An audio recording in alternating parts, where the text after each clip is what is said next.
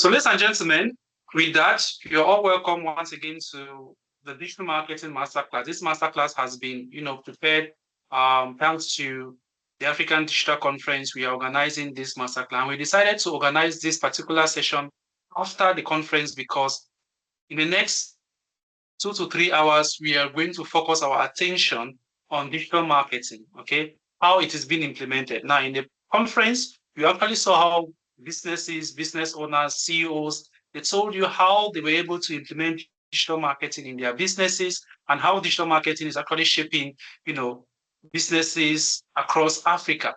Now, we are now coming back to what the genesis, how it all started. We need to understand what the digital marketing is all about. How are businesses able to use the digital marketing to scale? How are they able to reach out to as many people as possible? That is the reason why we are here. My name is Tamon Judune. I'm the CEO and founder of Tadita Group Corporation, and I'm equally the chairman of the African Digital Conference. I'm a Cameroonian by nationality.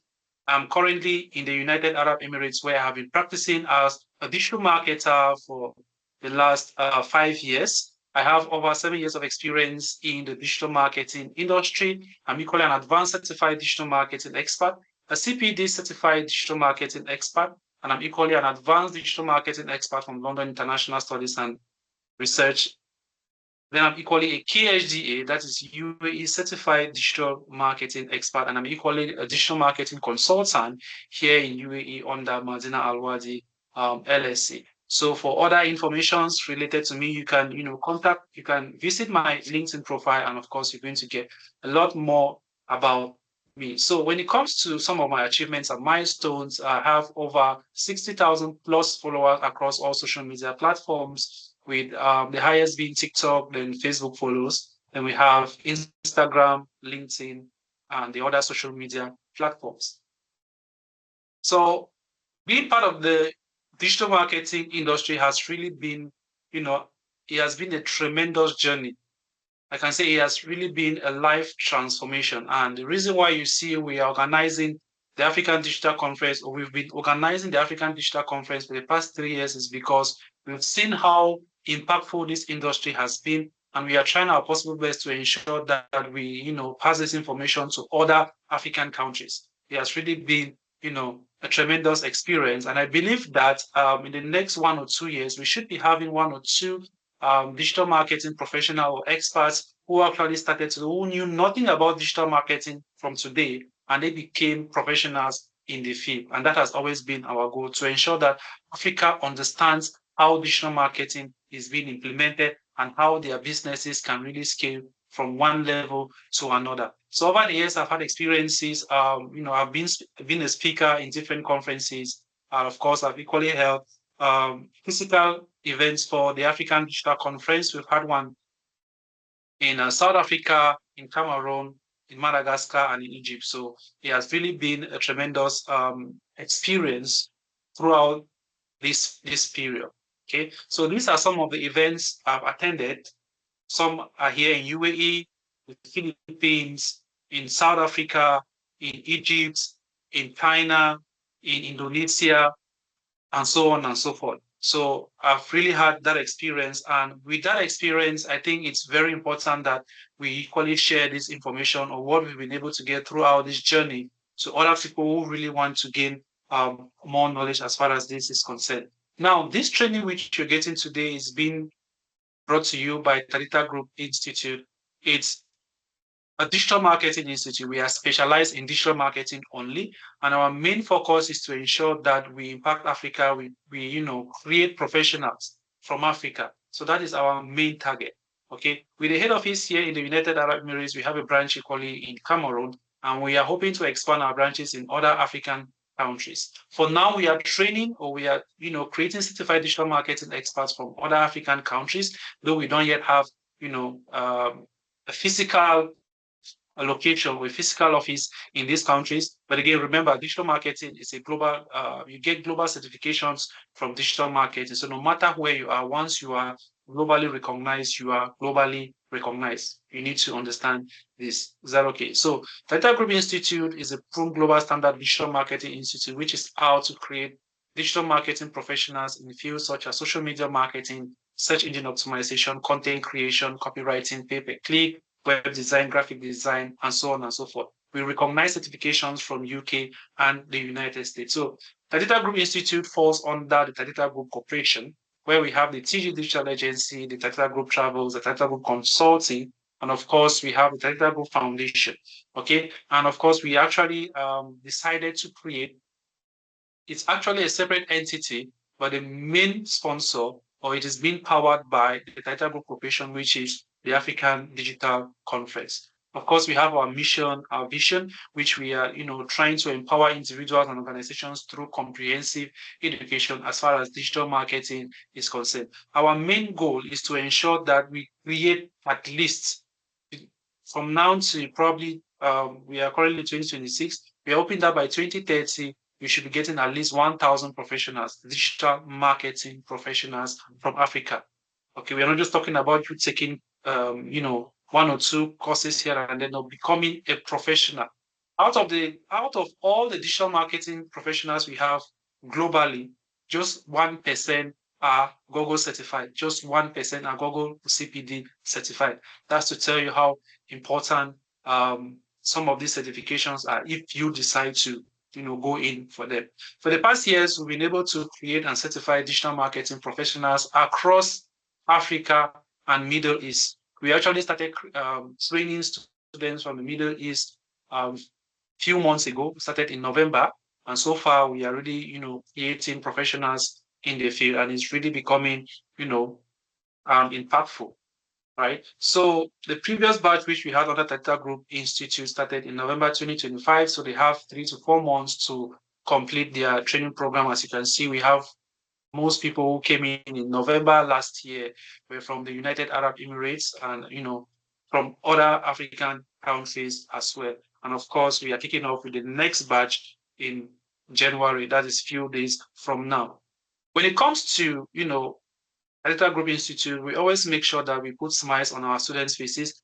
In as much as when you are done with your course, you get your certification, ends there, you are already certified. Graduation or no graduation, you are already certified. But always try our possible best to ensure that when we get a good number of students in any country, take, for example, we are organizing the African Digital Conference in Ethiopia, we are organizing in Ghana, we are organizing in Cameroon. So during these events, we take the opportunity to certify or to issue our certifications to students who completed under Tadita Group Institute. So you have that opportunity to, to put on your robe, take your certificate. Though you already received your certificates a long time ago, we just need a copy from you. We make a print and we issue you those certificates during that event. Because certifications like Google, you receive it in your email immediately. You are done writing. Is that okay? You might get about 2 to 3 days before evaluation. Then you get your emails. For CPD, it takes about a month or two for them to, work on the certifications and they issue them. So that's how it goes. This is the batch of 2022. We have the other badges as well. We've not updated our slides. With the recent graduation that took place in 2024, that's in Cameroon. And we are hoping to have other graduation ceremonies in different African countries.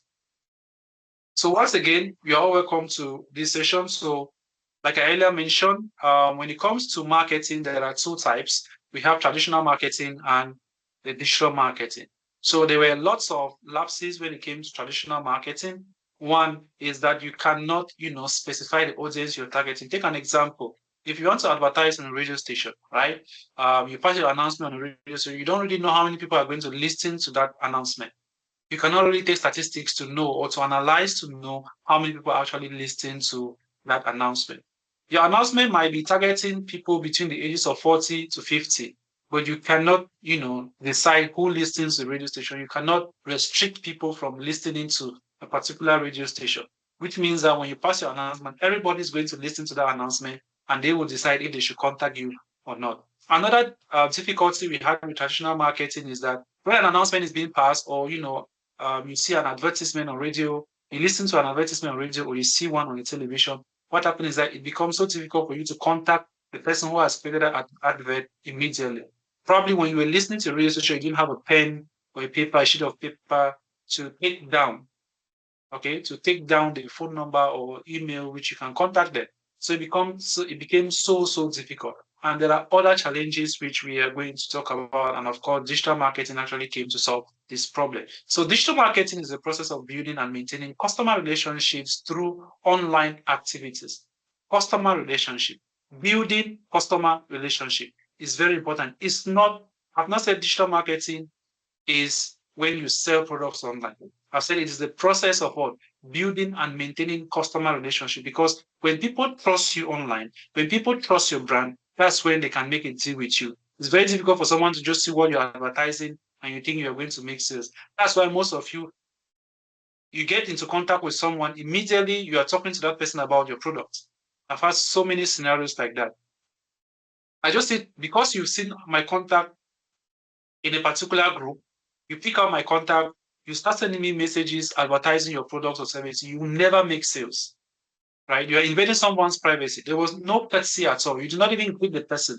You do not even, try to engage one or two in discussion, asking the person what the person does for a living, how is business going. You don't ask those questions.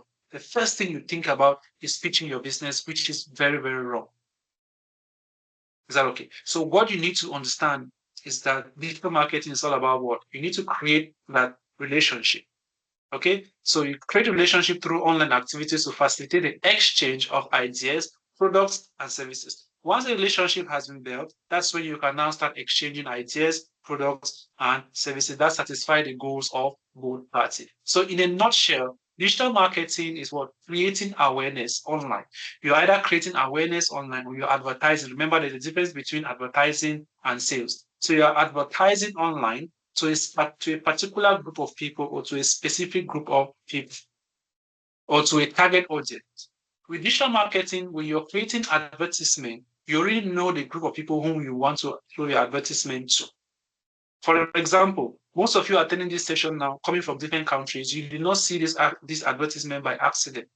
Okay, we actually narrowed down our target audience. We wanted people from this age group to see this advertisement because obviously you all attended the African Digital Conference. And you must have noticed that all those who attended the digital marketing conference are people who have mature minds, right? They actually understand what they want. So that's because we actually did our work, our target audience, targeting these various countries, and we were able to get professionals who were willing to share ideas, professionals who were willing to gain knowledge. Is that okay? So digital marketing is creating that awareness and making sure that you target a specific group of people. Why do people go online? Why do you go online on a daily basis? When was the last time you went to Google? When was the last time you do a search online?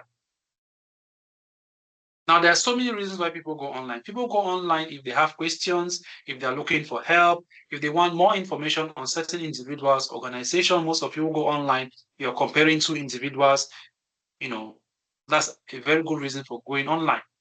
Attending meetings, business contacts, general information, trying to get new employees or searching for a job. Most of you have LinkedIn profiles.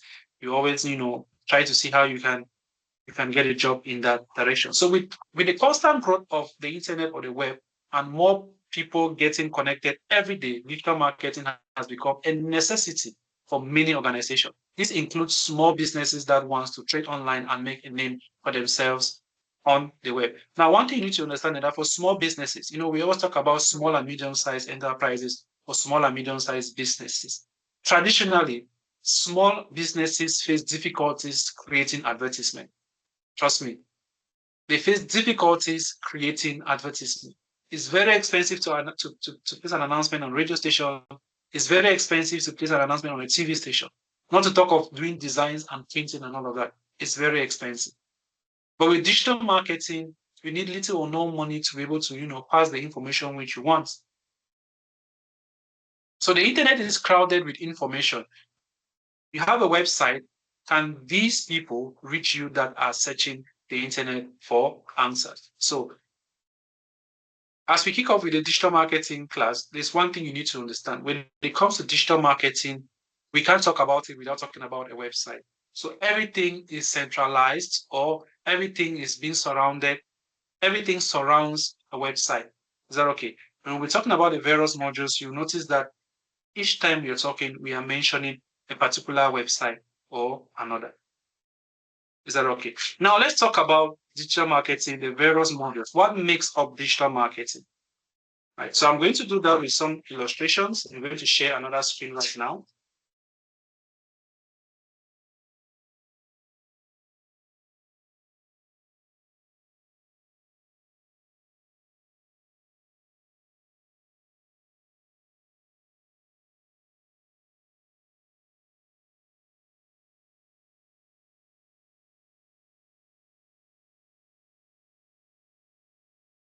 So I'm going to share another screen. Just give me a minute.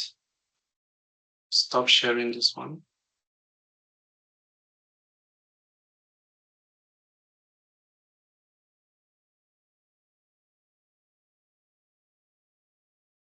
Okay, perfect. So seems this app is lagging. It's really lagging.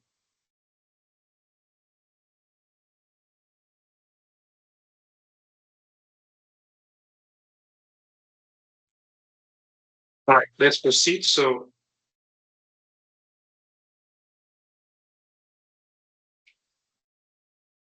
digital marketing is actually comprises of different modules.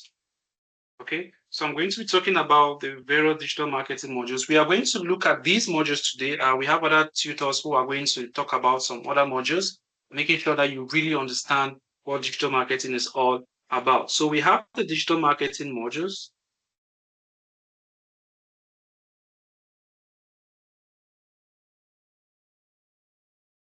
Okay, so the various digital marketing modules include search engine marketing,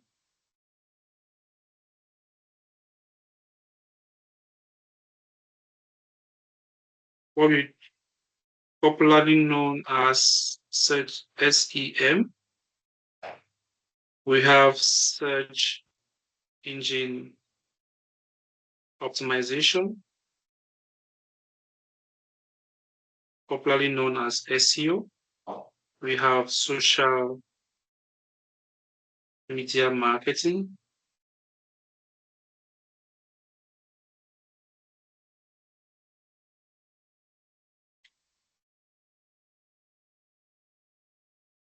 Then we equally have, so these are the three major digital marketing modules. So as a digital marketing professional, you should understand these modules which I have just indicated. Other digital marketing modules include, we have affiliate marketing,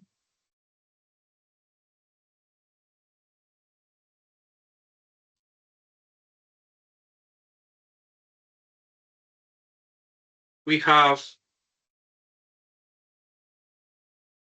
AI in marketing,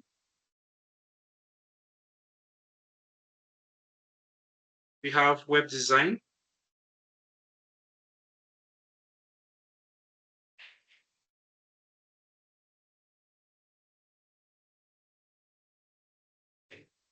we have graphic design,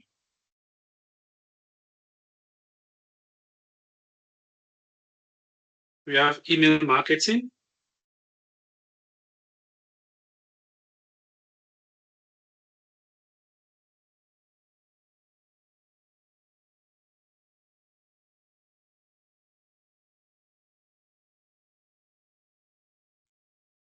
what's happening?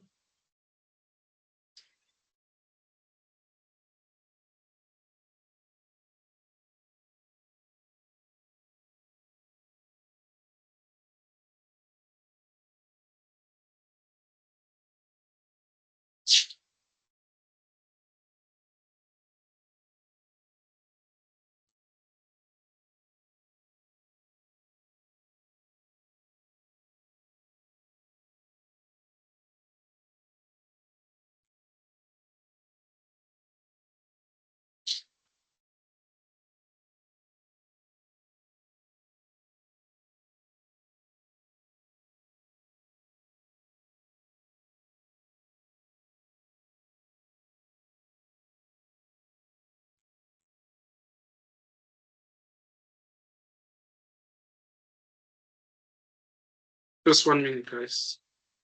Okay, sorry about that. So we have email marketing,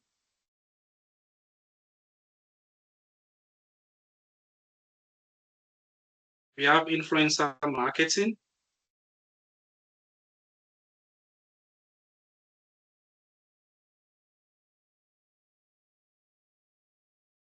We have analytics and measurement.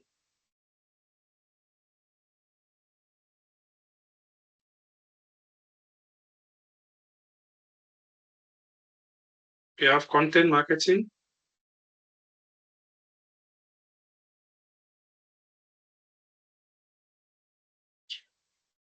So these are some of the major digital marketing modules, which as a digital marketing professional or someone who wants to become a professional, you should understand these modules and how they are, being used or how we can create campaigns using these modules. So I'm going to begin by looking at two modules. So I'm going to talk about two modules in this session. I'll talk about SEM and SEO. All right. Why my other colleagues are going to talk about social media marketing. So if you want to go online, right, let's say you want to do a research online, there are several steps you need to follow in order to go online. So the first thing you need is a device. So you need a device. So these devices may include, you might be using a PC, let's say a Windows PC. You might be using a MacBook. You might be using an iPad, or you might be using a mobile device, mobile phone, say mobile phone, for example. Right, so once you already have a device, the next thing you need is a browser. So there are different types of browsers out there. We have Chrome, we have Safari, we have Brave, we have Firefox. So these are different types of browsers you can use. Now, the most popular browser here is Chrome. So you might want to, go with Chrome. So let's go with Chrome. So if you're using Chrome to carry out maybe you want to do your research with Chrome, the next thing you will need is a search engine. A search engine.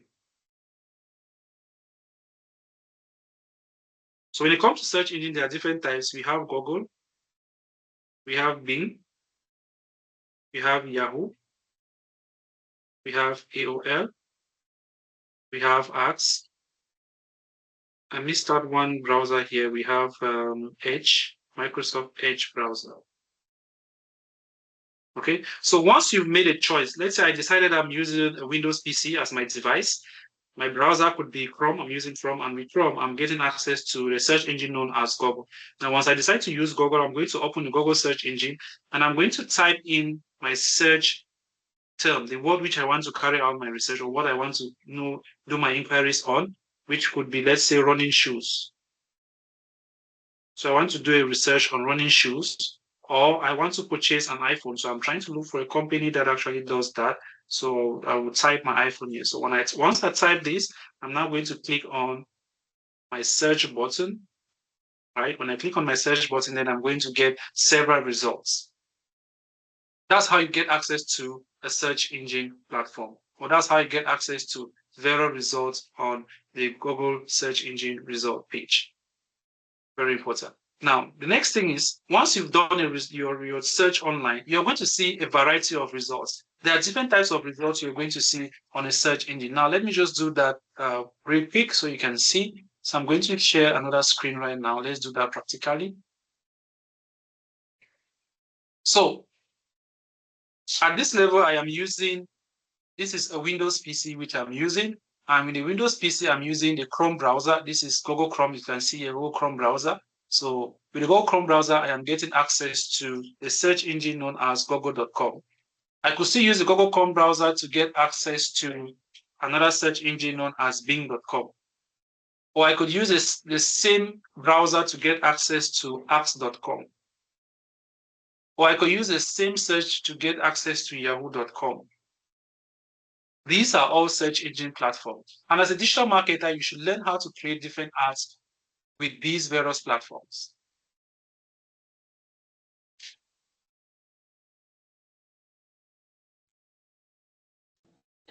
Please, the screen is not on. No? Is it okay now? Yes, it is. Okay, thank you for that. So I'm currently using a Windows. So with the Windows,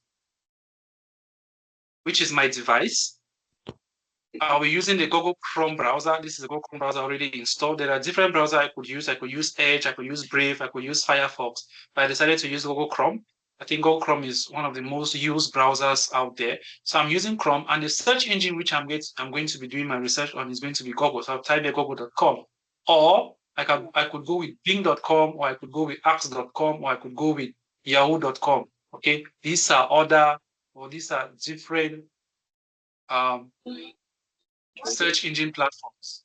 Okay, these are other search engine platforms which you carry out your research. With the Google Chrome, the default browser or the default search engine used on the Google Chrome browser is the Google. So whatever search I do here, they are all going to be giving me results from Google. So let's say I want to search for the same running shoes using Google. Please kindly mute your mics. You're interrupting with the class. Kindly mute your mics, please. My DB one send that room. Even in the room, my rear combo.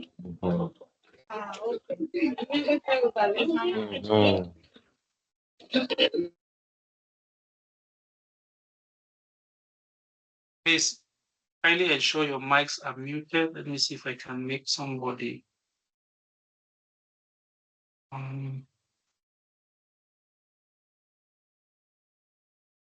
All right.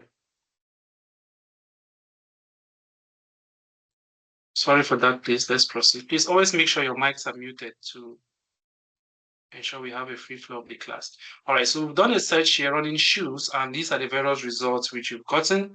Let's say I want to search for car rental.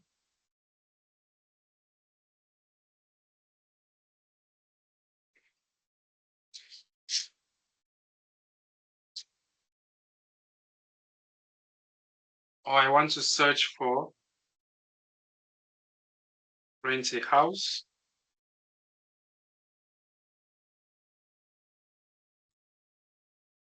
So we have several results here that have been given to us by Google. Now, when you look at these results carefully, okay, when you look at these results carefully, there are two different types. Okay, there are two different types of results here. Now, whenever you do a search on Google, okay, you might find this word sponsored result here. Sponsored results.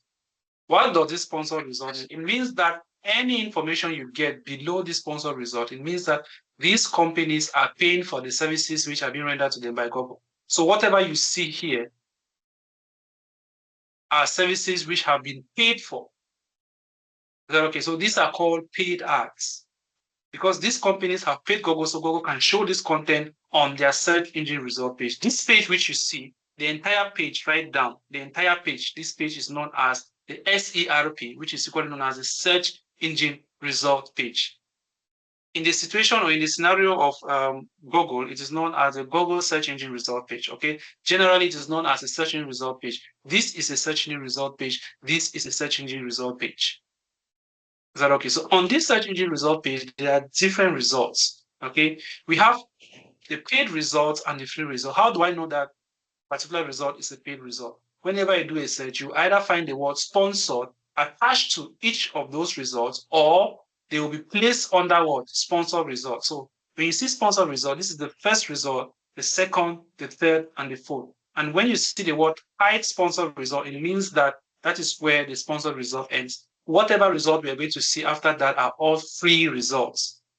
And when we scroll down again to the bottom, we might still find sponsor result. As you can see here, sponsor result, there is a line. Whatever you find here, they are known as what? They are all paid results.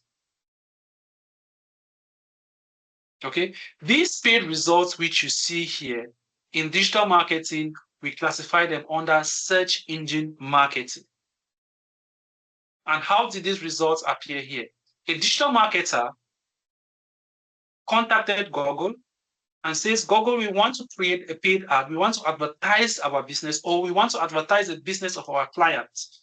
The name of this client or the client's business name is booking.com. So we want to advertise this client's business. And the advertisement which we want is that which, when we create ads with the help of text, when people search for what we offer, our website should always pop up. And when our website pop up, or when content pops up and people click on that content, you should take them to our website. Is that okay? So at that level, Google says, okay, fine and good. If that's what you want, there is no problem. Now Google will ask a question.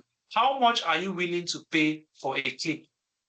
Because with us, Google, before you create an ad, you need to tell us how much you're willing to pay whenever someone clicks on your ad. Because in this scenario here, these are all paid ads because they fall under the sponsored results, right?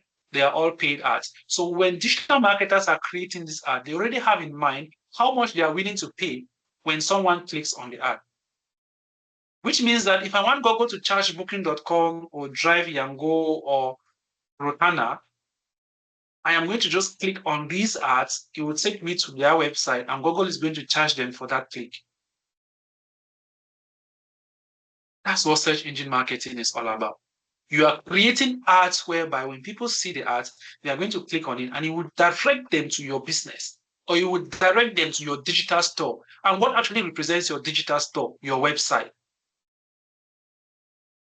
So whatever you're doing as far as search engine marketing is concerned, you are trying to redirect people from a particular advertisement you're creating to your website.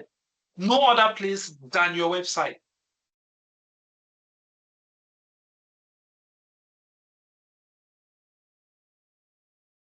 I hope that is well understood.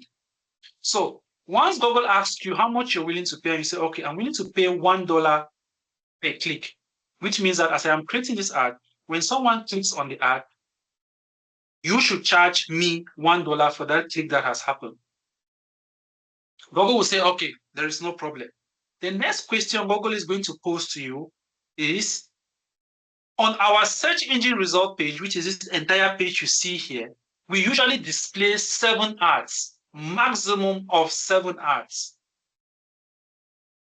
We usually display maximum of 7 ads.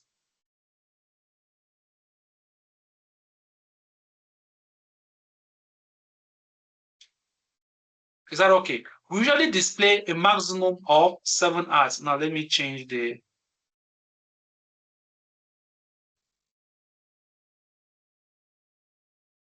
first. Let me display in a way you guys will see very well.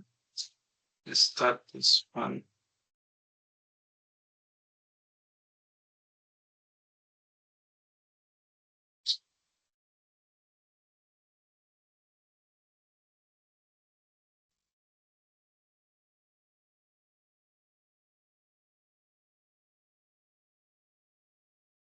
So on that search engine result page which we saw, there is always a maximum of 7 ads. So we have 4 at the top, 1, 2, 3, 4, and we have a maximum of 3 at the bottom. Now, from the search we just did now, the first company that occupied the first position is booking.com. The next is Yango Drive. The next is Rotana. And the next company is Al-Emat Car Rental. Okay. Then at the bottom of the screen, we equally saw the sponsor results. And below that, we had just 2 companies that created a paid ad. We have booking.com still.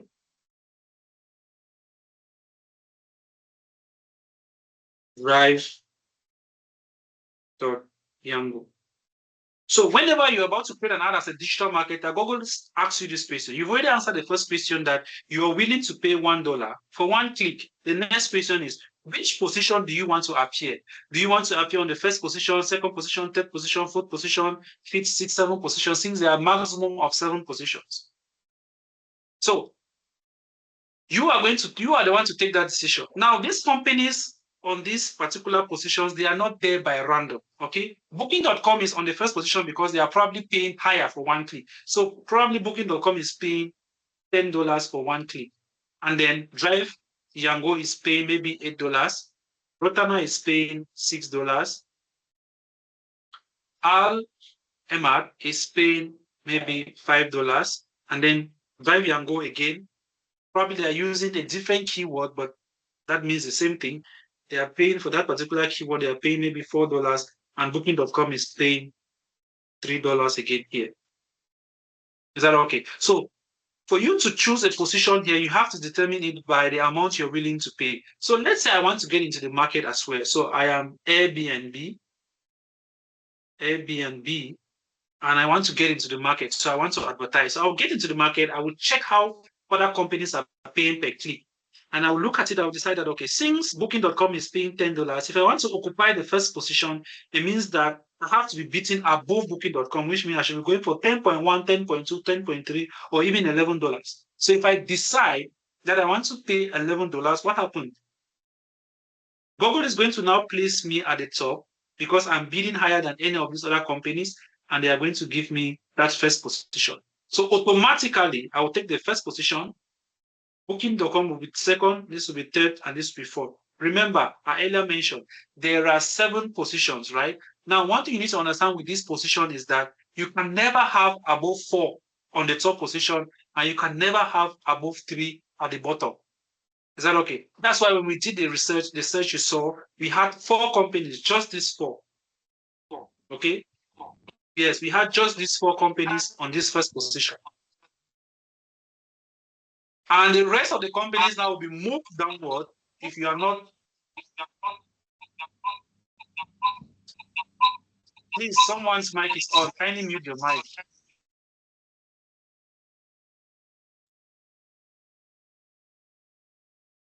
Please always make sure your mics are muted, please. All right. So if you decide to get into the industry, you want to advertise a business for a company, you need to, check the industry to see which position that company is located or which position the other companies are located so that you can decide where to place that company. Is that okay? So whenever you do a search online and you see the various results, you should ask yourself, how did these companies occupy this position? Is that okay? How did they occupy this position? So I've already told you how they occupy the position. They are occupying this position thanks to what?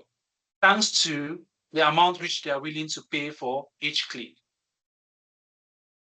Thanks to the amount they are willing to bid or the amount they are willing to pay for each click. I've switched my screen. I hope you guys can see that. All right. So here we had 1, 2, 3, 4, and at the bottom we had just 2 companies. Right? These 2 companies are paying for the ad, and while these others are paying for the ad. Now, in the middle, after we see hide sponsor, the rest are all free ads. These free ads, they fall under what we call search engine optimization, and we are going to see that as we proceed. Now, when it comes to the types of ads, we are still under search engine marketing. We are still under paid ads. When it comes to the types of ads, there are different types of paid ads.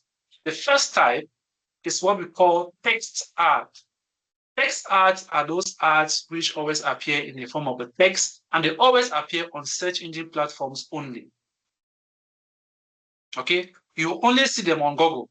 You will not see text ads on, partner websites, except on partner search engine platforms. You only see text ads on search engine platforms because we have websites that have partnered with Google, search engine platforms like Pax.com and AOL. These websites, they are receiving ads too from Google and they are displaying on their own search engine platform.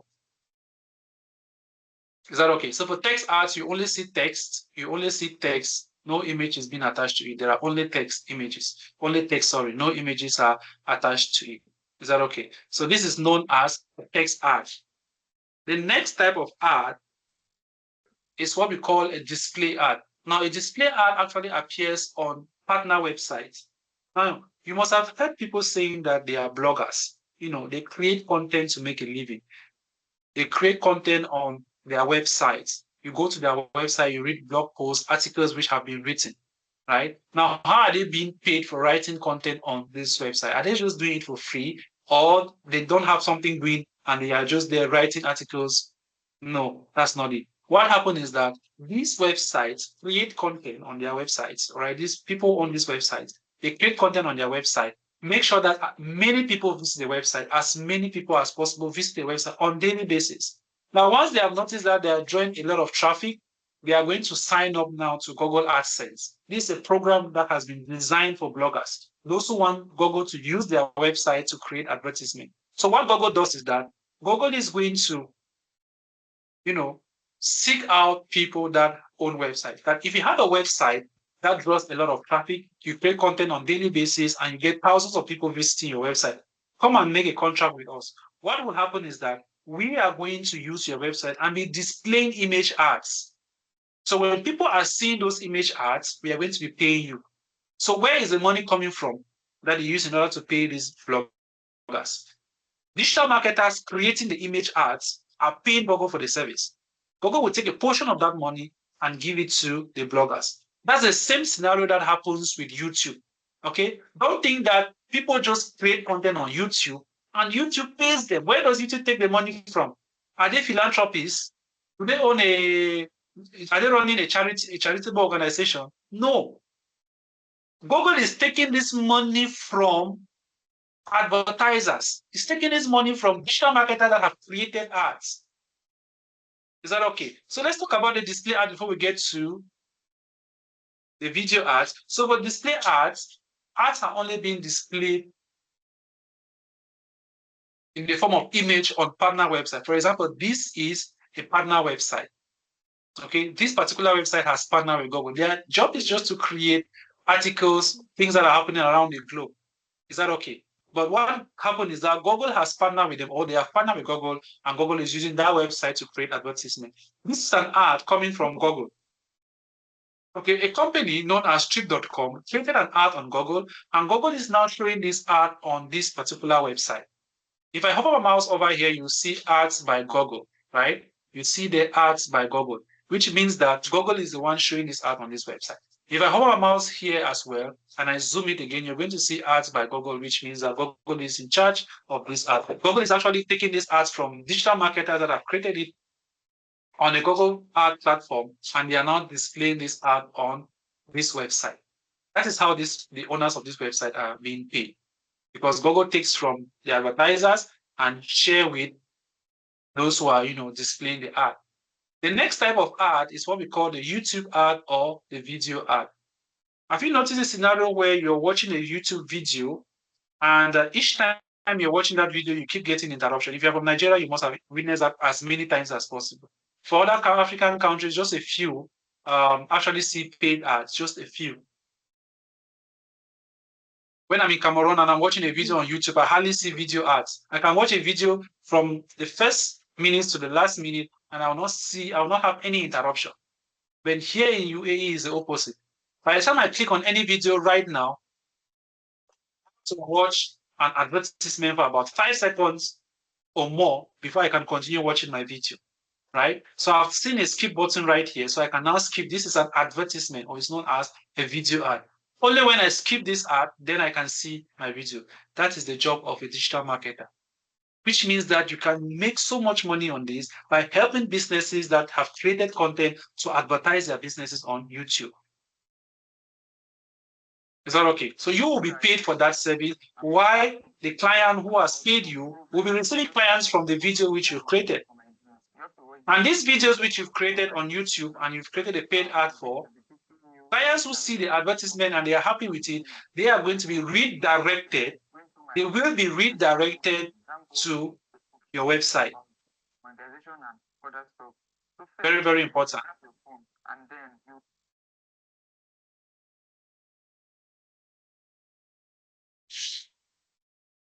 Is that okay? So that's how a YouTube ad is being created. And the money which you're paying YouTube, what happened is that Google is going to remember YouTube is a product of Google. Okay, YouTube is a product of Google. So whatever money you pay goes to Google, and at the end of the day, Google is going to get part and pay to the channel that is displaying this advertisement. The next type of ad we're going to talk about is shopping ads. Okay, so shopping ads these advertisements that are being created for e-commerce platforms, e-commerce websites like Amazon, eBay. Okay, so we create this ad specifically for products. So when you're creating this ad, there are different categories which you need to make sure you add them when you're creating the ad. The first is that you need to add an image, you need to add the name of the product, you need to add the price of the product, and the company that is selling that product is going to appear like this. So you can see here sponsored results, and you can see these advertisement. Whenever you see sponsored result and you see these images, know that it is a shopping ad, and only e-commerce platforms can create such an ad, or you can create such an ad for an e-commerce platform. So we've talked about text ads, we've talked about video ads, we've talked about display ads, we've talked about shopping ads. There are other types of ads which cannot be, I cannot show you them right now, especially ads that can only be seen on mobile devices. For example, a mobile app ad. This ad can only be displayed on a mobile device. A call-only ad. Whenever you do a search online, you are searching for a particular service. A company can create an ad whereby whenever you do a search on Google on your smartphone, okay, if a company is rendering that service, what happens is that below that ad, below this ad, below this ad, you're going to see a phone number which you can just click on it and you call for that service. Okay. Most companies that do this are companies that deal with home appliance repairs, car repairs, because you might be stranded at one particular moment on the street and you just do a search, maybe a car repair shop near me, and you might see an advertisement and a phone number to just call. And of course, they will get to you as soon as possible. Is that okay? Those are the different types of ads which can be created on Google. So we've talked about search engine marketing, what search engine marketing is. Okay, I've just given you an overview of what it looks like, the different types of ads, how many ads you can see on the search engine, the Google search engine result page.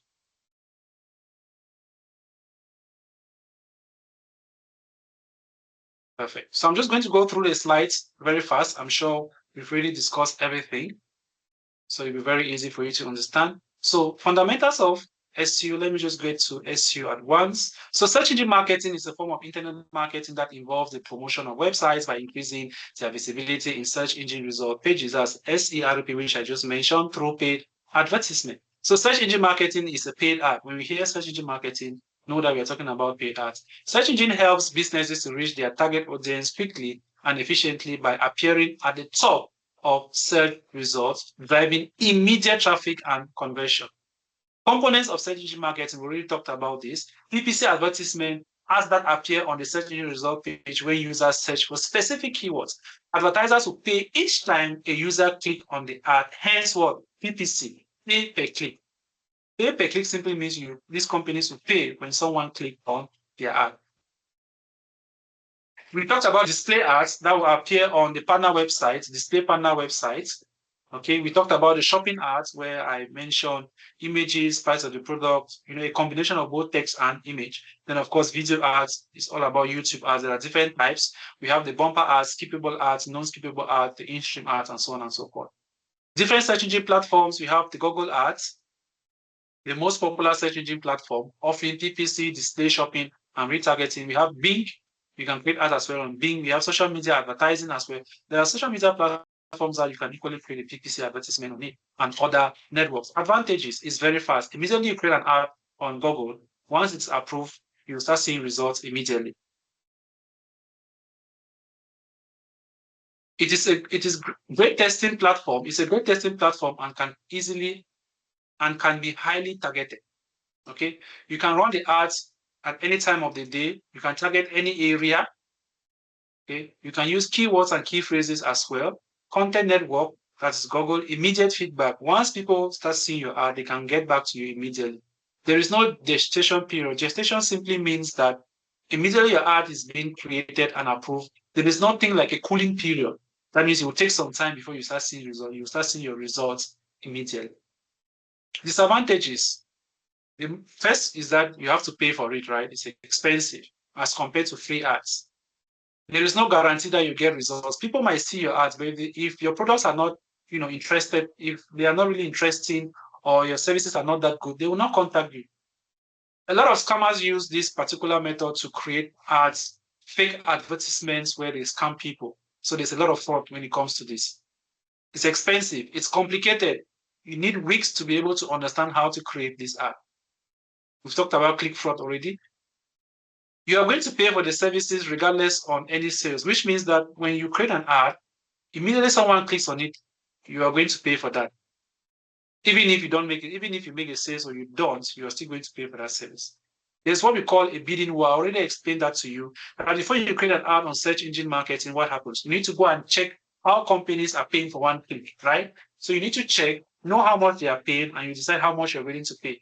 The amount of money you're willing to pay per click will determine the position you're going to find yourself on the search engine result page when your ads are being displayed to the audience. Competitive keywords demand high bidding. When it comes to search engine marketing, there is what we call the bidding strategy. And there are keywords which you're going to use. When you're creating these ads, your payment is what is related to the keywords you're using. So whichever keywords you're using, when people search that keyword and they click on your ad, it means you're paying based on that particular keyword which they have done a search to get results. Now let's talk about the free aspect of it, which is search engine marketing. I'm going to switch my screen again.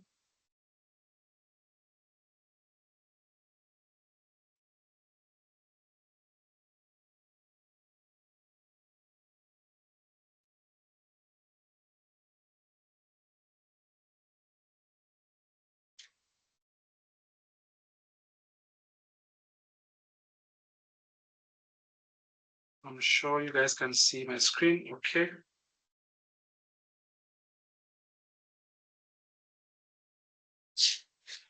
So let's talk about search engine marketing. So we are done with search engine optimization. Let's look at search engine we are done with search engine marketing. Let's talk about search engine optimization.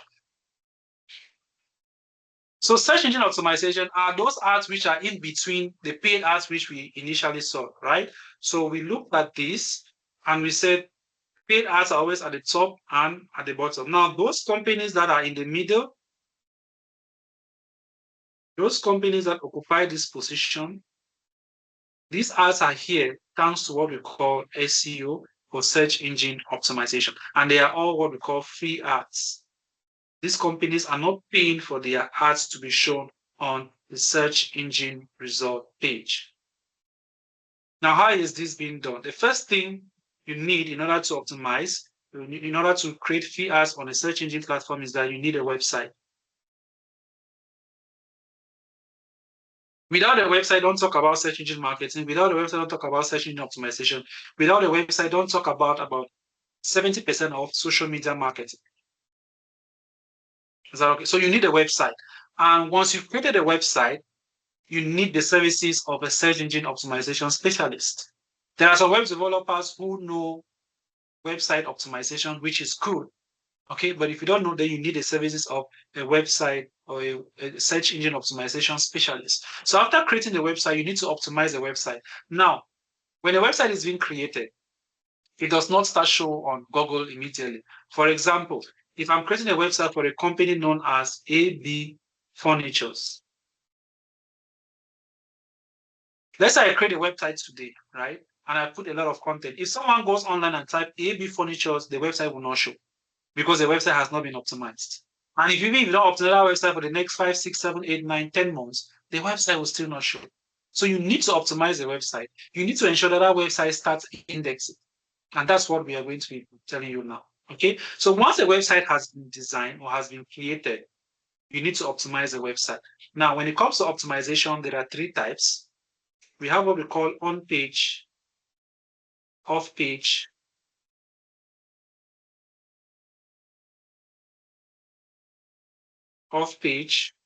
and technical.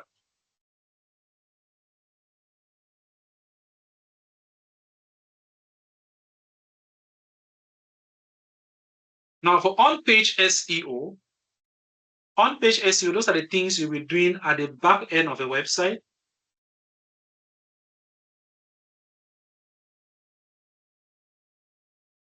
Off-page SEO, there are things you'll be doing out of a website.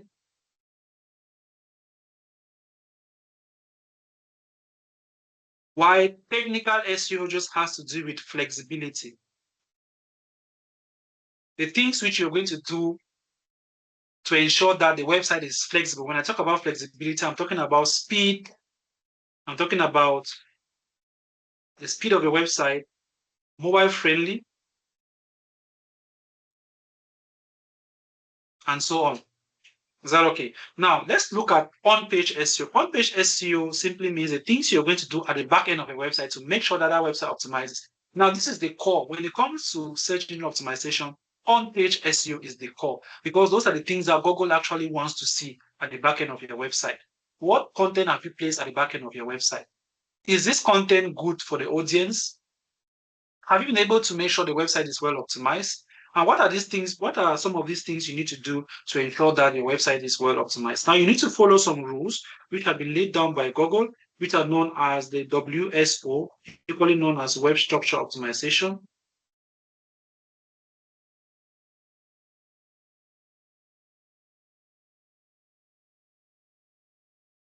Right. So web structure optimization are those set of rules and regulations that have been laid down by various search engine platforms, which you need to follow to ensure that your website runs or to ensure that your website is ready for optimization.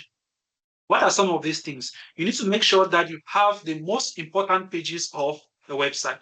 What are the most important pages of the website? We have the home page, very important. We have the services page, very important. We have the contact page. If you're a web developer here, you understand what I'm saying. We have the contact page, and then we have the about page. These are the most important pages of the website. So have the most important pages of the website.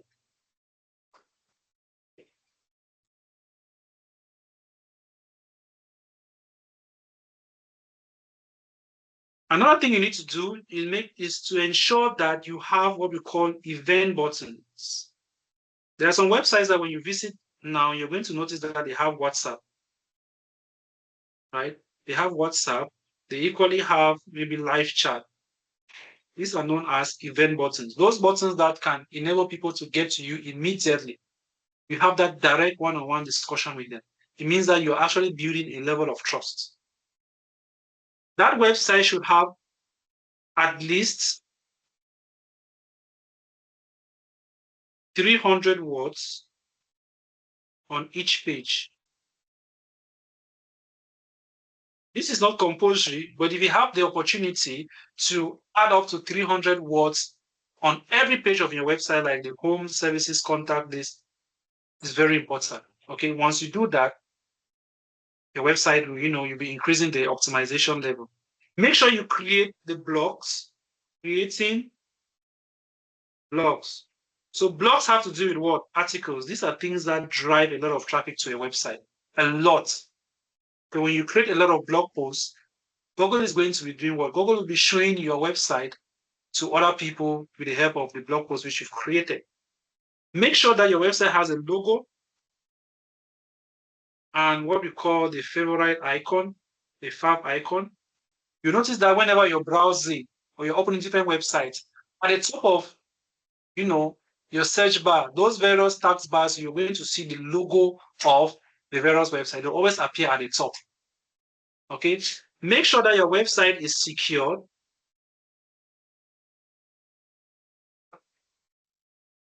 Make sure your website is secured, which means that when someone searches your website, the person should see the HTTPS, Hypertext Transfer Protocol. Okay, Hypertext Transfer. 1 minute. We have the Hypertext Transfer Protocol secured, which means that your website is well secure. And we have tools which you can, enable your website to be secured with one which is very, very free, which is known as the Cloudflare. Cloudflare is free. You can use that to, secure your website. Is that okay? Other things include you should have what we call keywords on the various pages of your website, at least 3. You should have title. The pages on your website should have title. You should have what we call meta tags. You should have descriptions. You should have images, at least 3 images on every page of your website. These images should have what we call alt text. Alt text simply means you're naming. You're giving a name that can be recognized by Google. Alternative text, okay? You are naming the images and say naming images. Naming images. Is that okay? So I've talked about keywords, titles, meta tags, description, images. Your grammar and vocabulary should be great.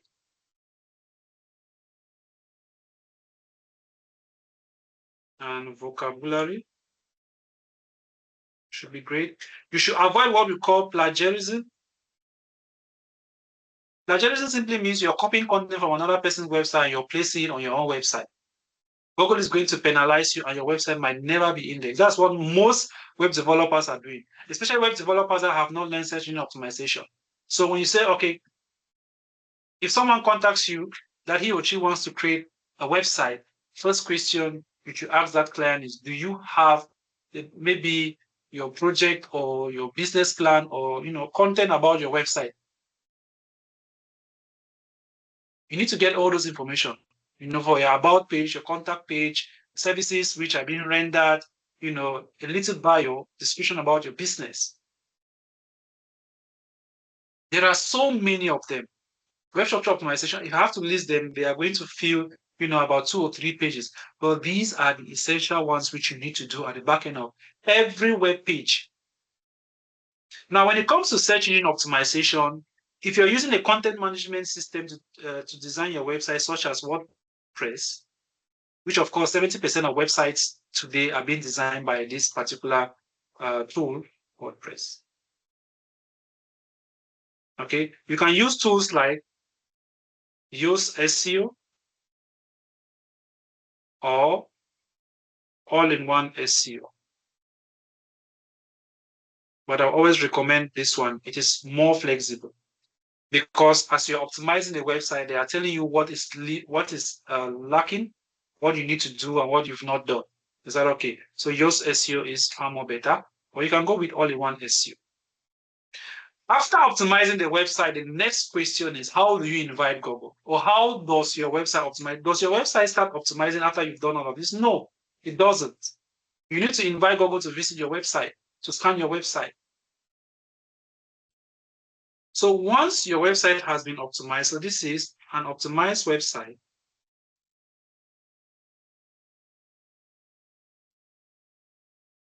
That's theoretically, okay? Theoretically, because you've just added the content. Okay, so once a website, you are very sure that the content on your website is good for Google and is good for the audience. The next thing you have to do is to invite Google, right? So how do you invite Google? By the time you use this tool, which I have mentioned, it gives you the pathway to invite Google. Now, once you invite Google, Google is going to visit your website. So this is an invitation. Google is going to send its agents. These agents are known as crawlers. Is that okay? So Google is going to send its agents. The agents are going to come to your website. They will scan your entire website. And remember, your website has several pages. So how does the crawlers visit this page? They visit these pages with the help of internal links. I did not mention this one. You need to have internal links at the back end of your website. Internal links simply means you're linking the various pages of your website. If this is the home, this is the about, this is the contact, this is the services, you should have links that can take people from the home page to the about, home page contact, home page services. And there should be links as well that can take people from services back to home page, and so on and so forth. So for every page which you design, make sure that you have what we call internal links, at least 2 or 3 internal links. So when people visit that particular page, they can see links there that can take them to another web page. Take an example. If I own an institute, for example, okay, so that website will have, the home page, the about page, the contact page, and the services page. Those pages. Obviously, they'll be on the menu section, and in between that, I'll be talking about my business about, so there should be something like an about here. Then I'm just going to give a brief description about. Then it will be a link here that will take people to the about page to read more, because I cannot put everything on this my homepage. So the homepage gives a summary. Your homepage should give a summary of your entire website. So if I talk about the about page a little bit here about my company. So here I'll say about my company. If you want to read more, click on this link. So we'll take them to the about page. Then we have the contact page here. If you want to learn more, you contact us. I may put a phone number, email. If you want to contact us directly or more, maybe click on this link. It will take them out to your contact page where there should be a form they can fill, and then you get back to them later on. Is that okay? Then for your services, obviously there's a service page here, or maybe your courses. It will be at the top here. When they click here, they can take them to what? Your courses page. But then, still on your home page, you're going to list some of your courses, and it will be links. You cannot just explain the courses there, so they should be linked below. Maybe enroll or learn more. When they click there, it takes them to another page of your website.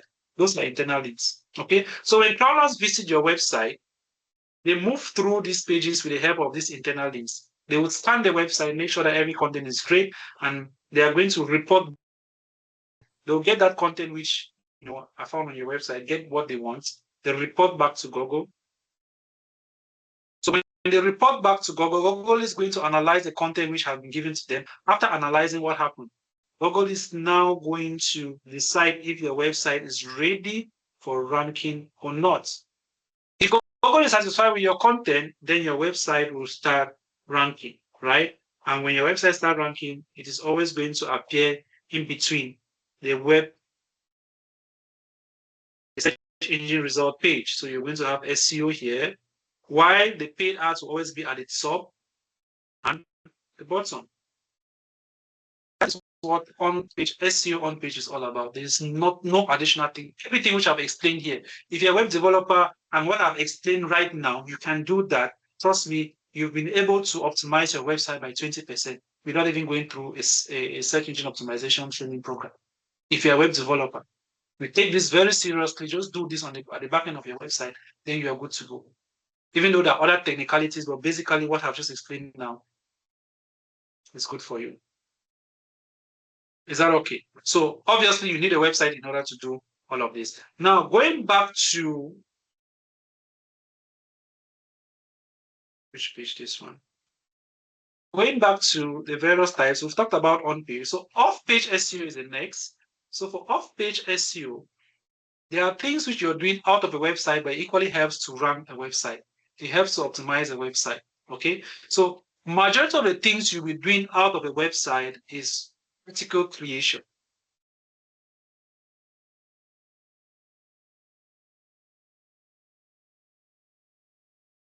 Okay. So you'll be creating articles. What is the essence of creating articles on other people's websites? So there are websites that permit you to create articles. For example, we have Super articles permit you to create articles on their website. We have Medium. We have different magazines that accept you to create articles on their website. Now, whenever you create these articles, what happens is that they give you an option to add external links. Not external links, backlinks, sorry. So they give you an option to add what we call backlinks. So they might tell you have the opportunity to add at least 3 backlinks. Now, what is the essence of these backlinks? These backlinks help to drive people back to your website.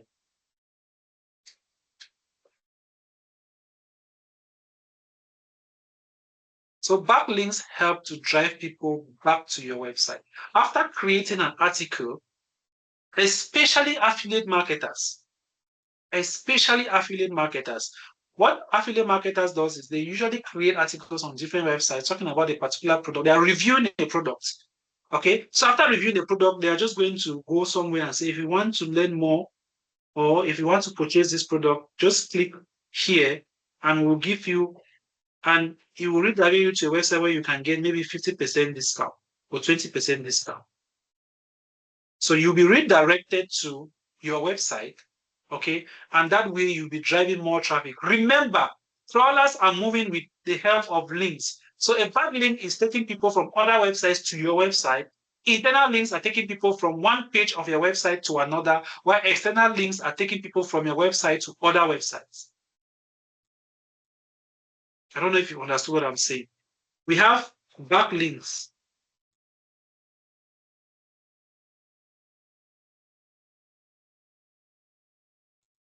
We have backlinks.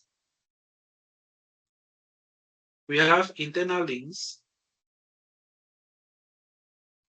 And we have external links.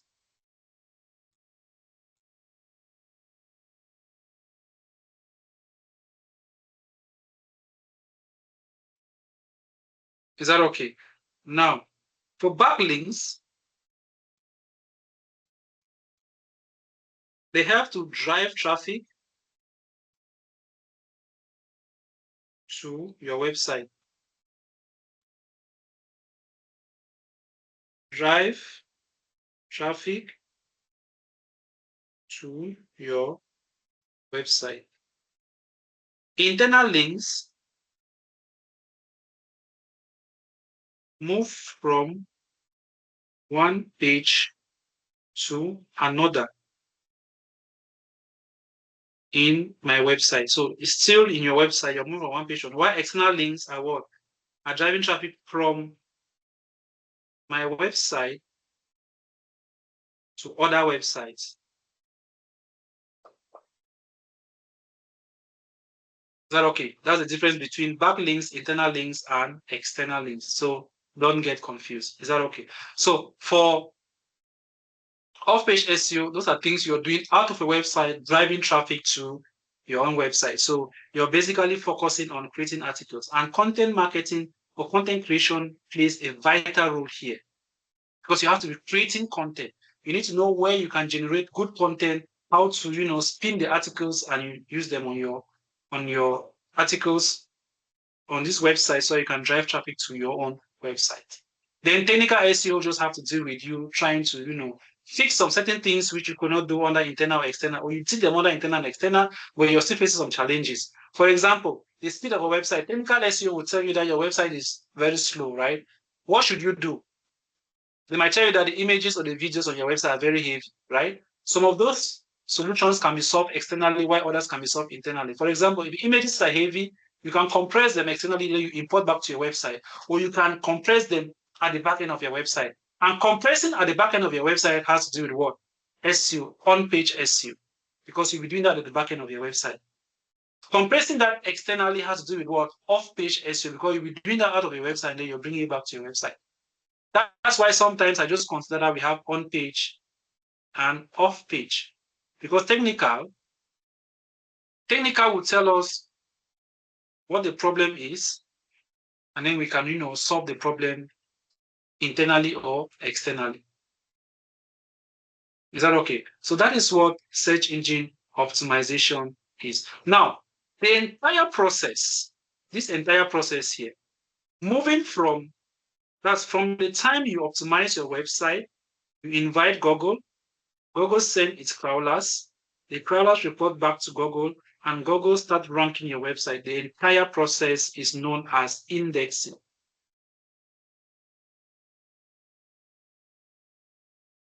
This entire process is known as indexing. If someone says your website is not being indexed, know that you've not even started anything. It means you've not even done anything here. Or probably you started and everything got hooked here. Google did not take action after they scanned your website. It means your website is not being indexed. Your website has not started indexing.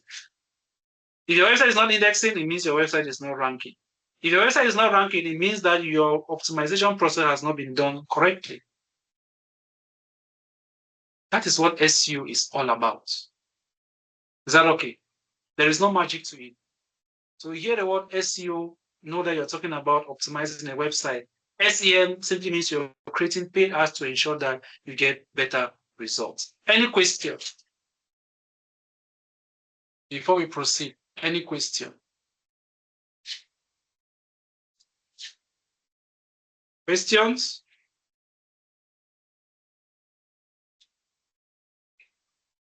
So I'll be going to the chat right now. Any question before we wrap up with this SEO? All right, so while you're asking your questions, there's one more thing I left out. Now, when it comes to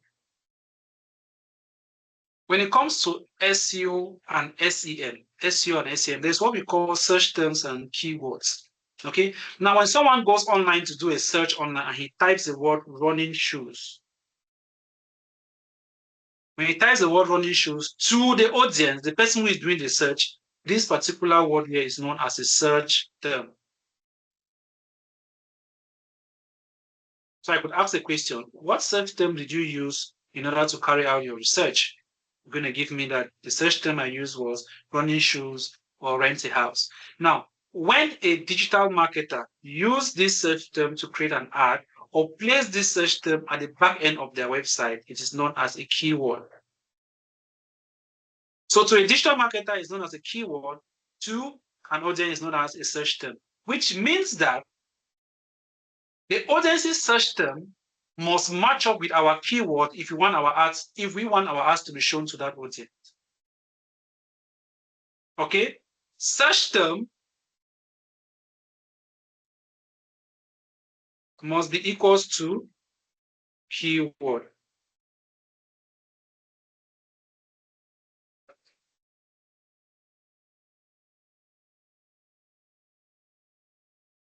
If this does not match up with this, your ad will never show to someone. That's the reason why you cannot type rent a house as a search term and you're getting results for rent a car, or rent a house, you're getting results of buy a car. No, the search term must match up with the keyword. And by the time you get further, when it comes to search engine optimization, there are other things for search engine marketing. You're going to be learning about exact phrase, things like exact phrases, broad phrases, negative phrases,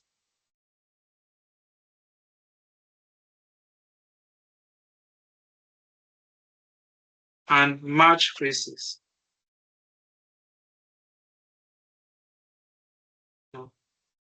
We have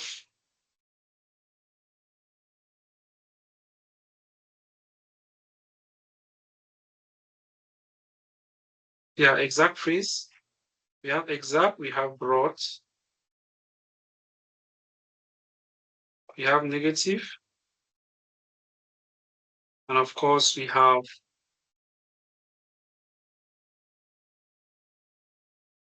match.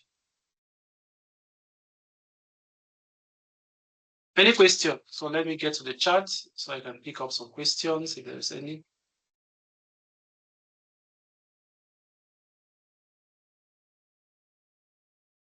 Any question?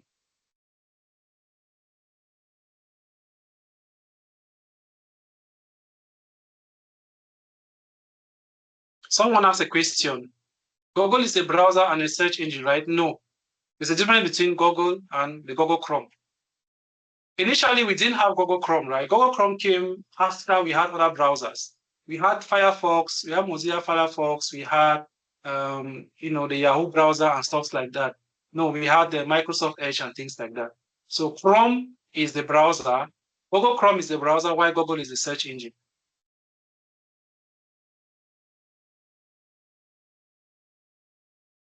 Any question? Any question? Can we proceed? Any question?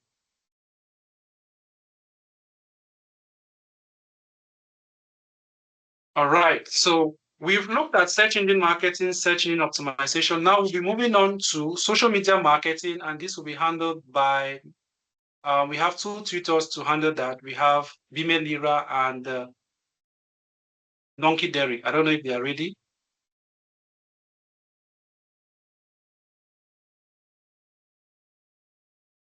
Yes, I see someone's hand up. We are ready. Ishimwe, I don't know if I'm pronouncing the name correctly. Do you have a question, please? Question? Yeah. Can you hear Yes, me? go ahead, please. Yes, I can get you. Go ahead. So first of all, I'd like to thank you for this wonderful presentation. But the question I have is, can you repeat on what it takes for your ad to appear on someone's website or mobile app, like the whole process. That's how your ad is going to appear on someone's mobile phone Yes. or Mobile someone's phone, website. Now, website. on Yes, someone's yeah. website. Yeah, like you have All to right. So I said, contact them personally. Like, is it partnered something? all right, let me explain. Now, when it comes to Google, okay, when it comes to Google Ads, we talked about image ads, image stroke display ads.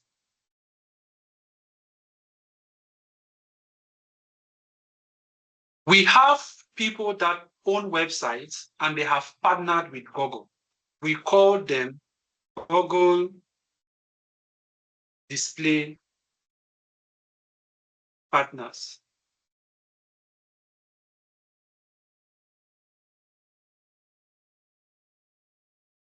We call them Google display partners.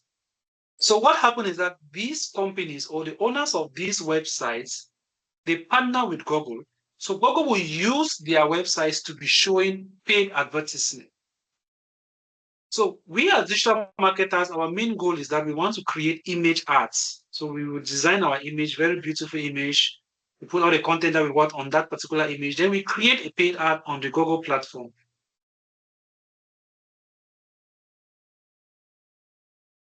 So what happened is that once we've created the ad, this is the ad. This is an image. So Google is going to take this image which we've created, and Google is going to show it on their partner websites. Not only one, there are millions of them. Google is going to display this ad on these million partners. Now, before creating the ad, we told Google that Google, for every 1,000 display, we are going to pay you $10. Which means that if you show our ads, this image, 1,000 times, then you are free to deduct $10 from our account. Google said, okay, no problem. So Google will take that image and display it across their partner websites. There are 3 million partner websites. Now remember, these partner websites, they are not located in the same country, right? Different countries. So if you create your ad, you have to determine where you want your ads to be shown. If you want your ads to be shown to in a particular country, what happens is that Google is going to show that ad only to the partners that are in that country, which means that you cannot be in Cameroon and you're seeing ads that were meant for United Arab Emirates. No. Google is going to show that ads to the display partners in that country, which means that if there are no display partners in your country, then you will never see display ads. Like this website now, most of you, if you check on Google, probably if you check, you obviously see the website I just displayed now. Is that okay? If you check, you're going to see advertisement. But the ads which you're going to see are either general ads or other are specific for that particular country. Because you obviously choose your location when you're creating the ad. Is that okay? So with this $10 which you are paying Google, Google is going to split the amount. I don't know how many percent is going to share, but Google will share this to the various partners. If this ad is going to be displayed, or if Google is displaying these ads on about 1,000 display partners, then they will have a portion. Let's assume that we are giving them $5. So they are sharing $5 to various partners. So if there are 1,000 partners, each of them are going to receive such an amount. And remember, Google is not only taking an ad from you, we have other digital marketers that are creating display ads, so many of them. So assume that we have 1,000 digital marketers creating an ad, and each of these 1,000 people creating ad, each of them are paying $10, right? So money which Google is going to get from them in total will be 1,000 times $10, will give you $10,000, right? So if there are $10,000 here, Google is going to split. Let's say they will be sharing $5,000, and they keep $5,000. So if we have about 1,000, if you have about 1,000 partners that will be seeing these advertisements in general, it means that each person here will be receiving approximately $5. from this, display which has been done. So that is how it's been done. Now, these partners, before you become a Google Display Partner, you need to sign up to a program known as the Google AdSense. You sign up for the program known as the Google AdSense, where they are going to analyze your website, see if you're driving enough traffic, then they approve it. Once they approve it, they'll be using your website to be showing display ads. That's how display ad functions. I hope it is clear. Is it understood? The person who asked the question. Yeah, it's very understood, one. Thank you. Any other question before we move to the next speakers, the next presenters?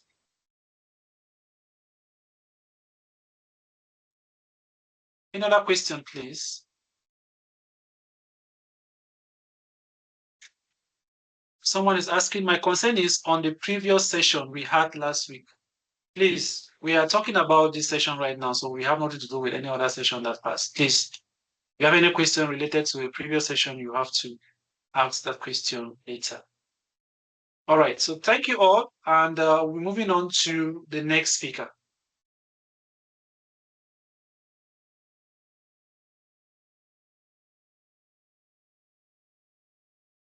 Madam Lira, over to you, please. Thank you, Mr. Tamon. Good evening, everyone. Please, if you can get me, just indicate in the chat if you can get me 5 on 5.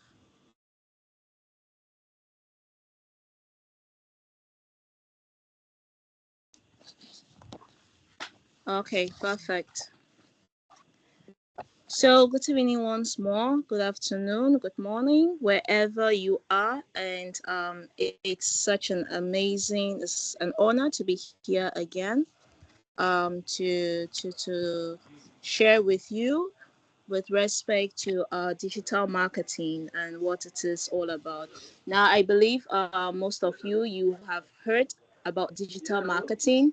Many of you may not have had an insight, a deep insight about digital marketing.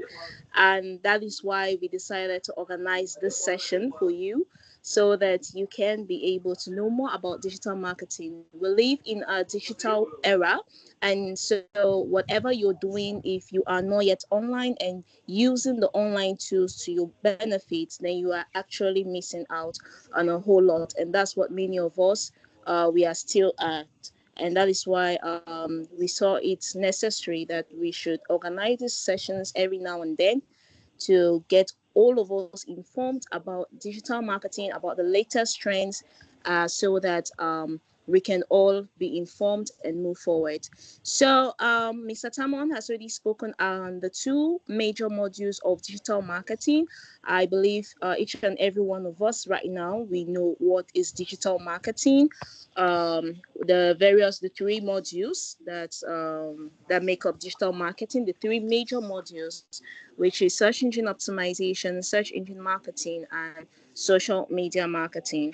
And so I will continue from where Mr. Tamon stopped with social media marketing. So many of us, we must have known or heard about social media marketing. Please, if you have any idea on social media marketing, just let me know. What do you know about social media? What have you heard about social media marketing? Just drop it in the chat box and I will be watching.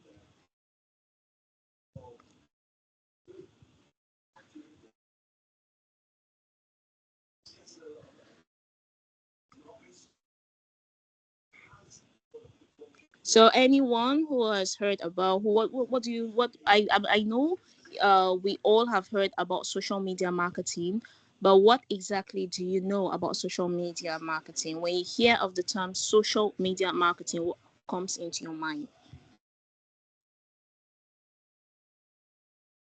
Okay, Chikondi Banda says it is the use of social media platforms to do business. Okay, that's correct.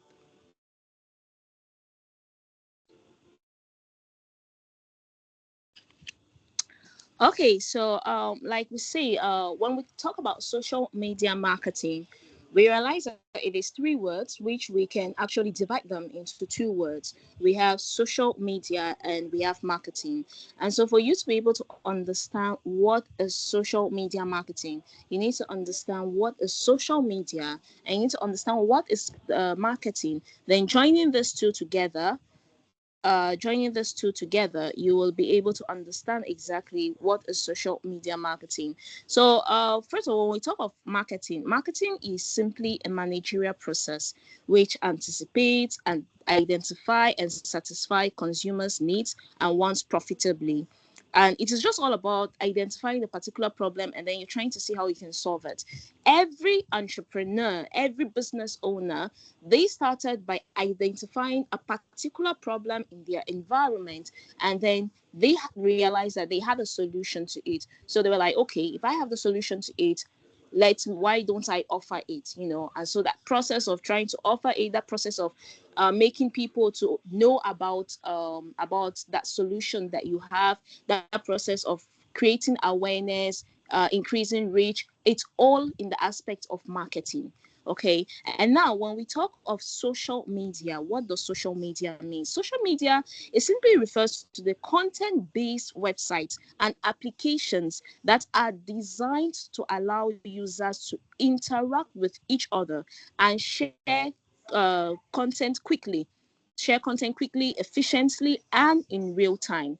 Okay, when we're looking at the social media, we know of these social media platforms. We know of Facebook, we know Instagram, TikTok. Now, when you look at all of these platforms, you realize that there is something in common with them.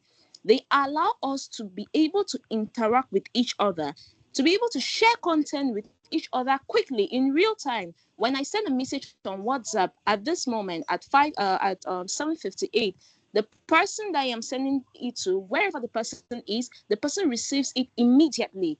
That is what we mean by real time and efficiently. Okay, so that is what social media it is about. Now, when you're joining social media and marketing, social media marketing, it's very simple. The definition becomes very simple. It is simply the use of the social media platforms to market your products and businesses. As simple as that. Yes. It's simply the process of you creating content using the social media platforms for these social media platforms in order to attain your objectives. Remember that when you start a business, you have an objective to attain, you have a goal to attain. Okay, when you come online, you have a particular goal to attain. When you start using Facebook, when you start using Instagram, when you start using TikTok, you are not using it because you saw other people using it. You're using it because you have a business and there is a particular goal you want to achieve with that business. Okay, it could be that it is still a new business. It is let's say a new restaurant that you just opened in Kumasi, Ghana, and then you want more people to know about it. You want people even beyond Ghana, Nigeria, Cameroon, Ethiopia to know about your restaurant, okay? And then you're coming online with that particular objective to create awareness. So you're going to see how you can create content that will actually be able to help you attain that objective. So that's simply what social media marketing it's all about. It is a use of social media platforms to connect with your audience in order to achieve your objectives. Now, when we're talking of social media marketing, there are two types of marketing, social media marketing that you need to be aware of. We have the paid advertisement, what we usually term as paid ads or inorganic ads, and then we have what we call organic ads, and that is what we are going to be looking at because those are the two types that make up social media marketing. So when we talk of organic ads or organic social media marketing, it is simply the use of these social media platforms without paying any social media platforms. Sorry, ma'am, we're not seeing the slides. Okay, Mr. Derek. Okay, please a minute.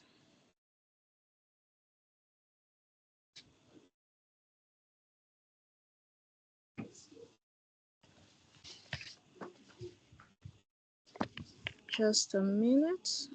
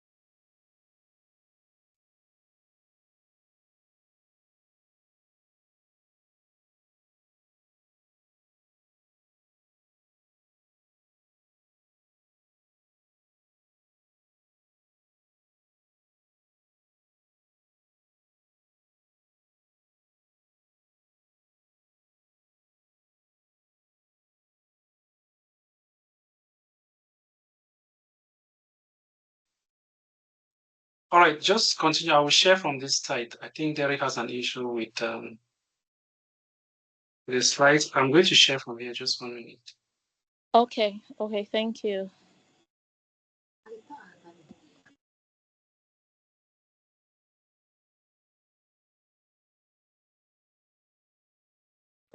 Yes, I don't have to. Plus, I beg, I know one noise, but I feel the chat bed. Okay.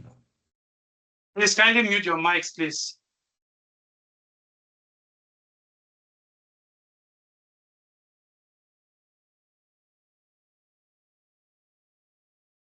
Just give me a minute and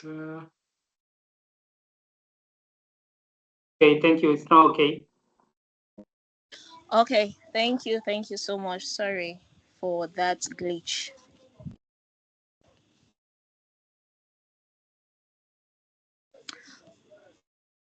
Okay, so like I was saying, that we have two types of marketing. We have organic social media marketing and paid social media marketing, what we call paid ads, organic ads, and that is what we are going to be looking at. But before we get into it, I would just like to present myself. So, my name is Bimilira Nangsinyoy. I am a Cameroonian and a CPD and Google certified digital marketing expert.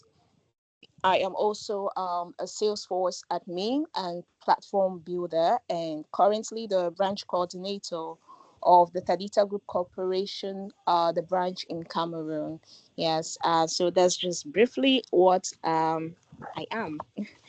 And so let's just get right into, let's just continue from where we stop. I believe we all can see the screen.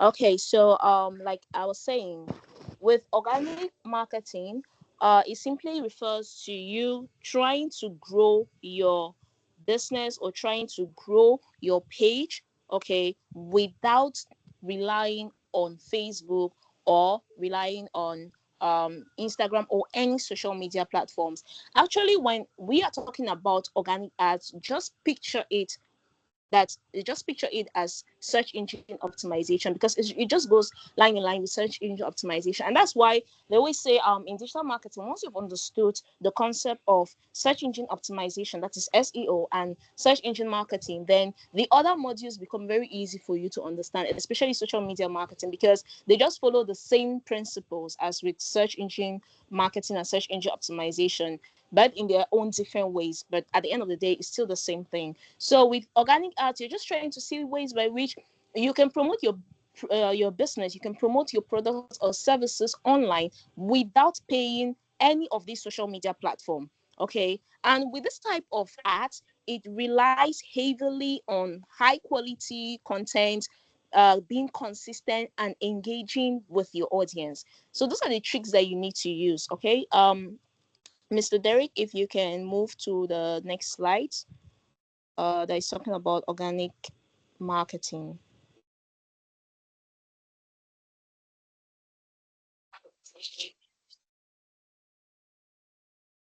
Okay, so while we're waiting for him to get to this, okay, as I was saying, it relies mainly on high quality content. So with organic ads, first of all, with social media marketing, one thing is of key importance that you need to master, you need hey, to know. 1 minute, please.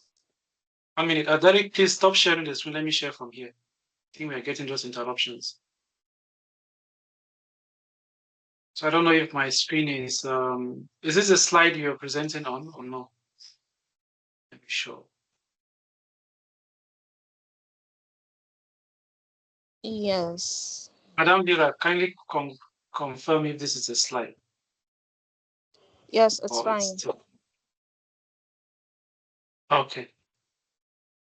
Okay, we can move to yes.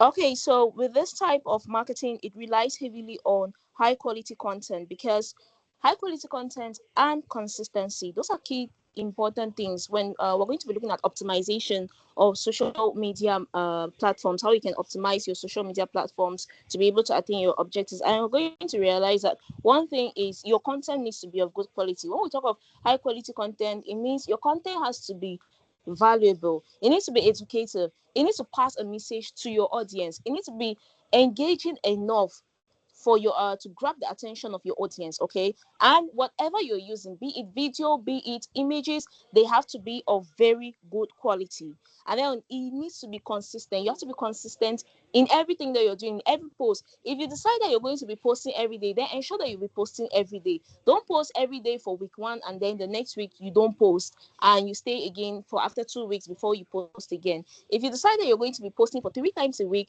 then ensure that every week you post for that number of time. Okay, and so the type of content that involves with organic ads, we have posts, we have stories, we have reels, we have videos, we have infographics and live streams. And when we talk about engagement here, which is also another important thing, because that's one of the aspects for you to grow your organic to grow your page organically, is engagement. Okay, engagement through likes, through shares, through comments, and interacting with your audience. That's how, because you're trying to see how you can interact with your audience, how you can create that bond with your audience. In the process of creating that bond with your audience, you're going to create trust in your audience. And once your audience trusts you, then they can buy from you, they can use that solution that you have to offer to solve their own problems. So that's always the idea of the objective when it comes to trying to build your page organically. Okay, and then when we talk of paid social media marketing, paid social media marketing is simply the opposite of organic social media marketing. So with paid social media marketing, you're simply trying to see how you can use these social media platform owners to be able to help you to market your products and services.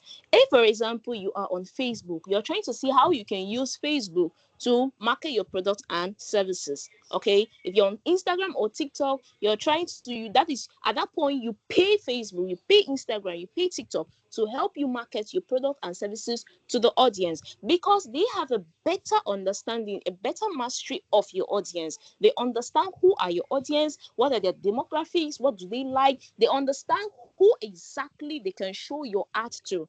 And so it is when we talk of paid social media marketing, we realize that it's like a faster route to attaining your objectives. But in as much as it is a faster route to attaining your objective, you need to be careful, because the mistake I see people doing is that when they come online, immediately as they have created a page, they have maybe just one follower or just 10 followers. The next thing, they just want to start creating ads because they're looking for fast results to market their products and services. That is actually wrong. Okay, when you are involved in marketing or in business, there is a particular strategy that you need to focus, you need to follow. You don't just come and then you're just doing whatever your heart tells you to do. You need to follow a pattern, you need to follow a strategy. When you start by creating ads, you will even be surprised that those ads will not even pay off. They won't pay you off before you realize that you're wasting your money online because you're not doing the right thing. And that's why we always advise our customers when they come to us and they want to start on these platforms. We advise you that, okay, we are going to take this number of time to build your page organically, because we need to create that trust. We need to create that bond between you and the audience. Okay, and by creating that bond between you and the audience, you also help Facebook, you also help these social media platforms to trust you. When they trust you, they will now share your page, or they will boost your page to other people. Okay, they will now share your page will be visible to other people, and that is how you're able to create awareness. You're able to reach a wider audience. Okay, just by using this step or this strategy of building your page organically first before going to paid advertisement. And so with paid advertisement, we have the different types. We have sponsored posts, we have carousel ads. When we talk of carousel ads, there are some ads that when you're scrolling through Facebook, you see there are different images. Okay, the images, they could be like 10 all in a row. So that's what we call carousel ads. And then we also have video ads, we have story ads. So these are the different types of ads that you can actually post using paid ads. Okay, and then the targeting, the beautiful thing about paid ads that organic ad does not have is that you're able to define your audience. It has a defined targeting audience. You're able to tell Facebook that, okay, I want my ad to be shown only to these particular people. If, for example, I sell shoes, female shoes of children, let's say between age 5 to 10, I can now tell Facebook that, okay, Facebook, I want my ad to be shown to these particular people. Or if I'm selling shoes for adolescents between, let's say, 15 to 25, okay, young, that's people of that age group, then I would tell Facebook that, Facebook, can you show my ad to this age range? And if the shoes are mainly for females, you say, okay, I want it to be shown to females who are in Yaoundé, Cameroon, okay, and they are of the age 15 to 24.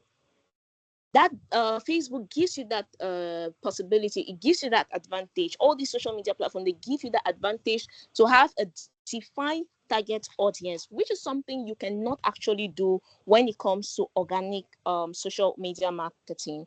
And so if you're looking the different pictures, Mr. Tamon, if you can slide to the next slide.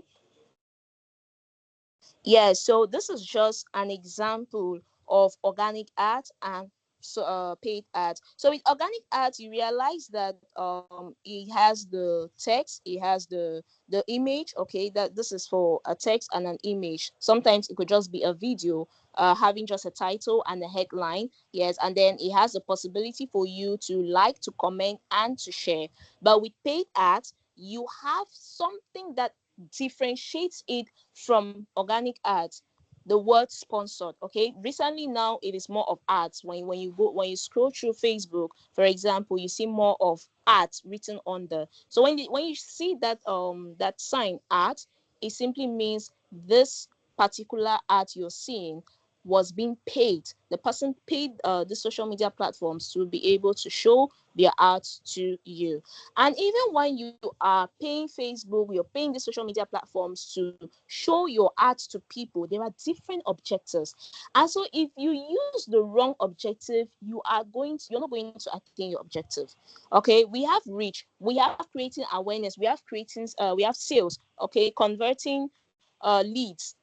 Those are different objectives that you need to master, you need to know about them, because you can decide that, okay, my business has reached a wide audience, many people are aware about my business, but right now I want leads, I want to have more leads that I can follow up, per se, for my masterclass that I am organizing. At that point, you will not go and tell Facebook that, Facebook, actually the reason why I'm doing this ad is because I want to create awareness. No. But by the time you tell Facebook that you want to create awareness, Facebook knows the type of audience that can actually help you attain that particular objective. And so it is of key importance that you should be able to know the right objective that you're going to use. You're going to know more about the objectives and how you can boost your art on Facebook with my colleague who will talk more on that. But that's just simply it. And with a paid ad, you also have the like, the comment, and the share button. You have the headline, and then you also have the CTA, the call to action button, that you can actually click on. And so, what is the advantage and disadvantage of organic and paid social media marketing? They are amazing marketing types, but they have their advantages and they have their disadvantages. So, for the advantage of um, organic ads, we have cost effective. That's the beauty about it. It is very free. You don't need to pay social media. You don't need to pay any of these platforms to help you market your products and services. All you need is your page and your data, and then you start creating content. That is all. Okay. And the beauty about it is it builds a loyal community that can actually trust you.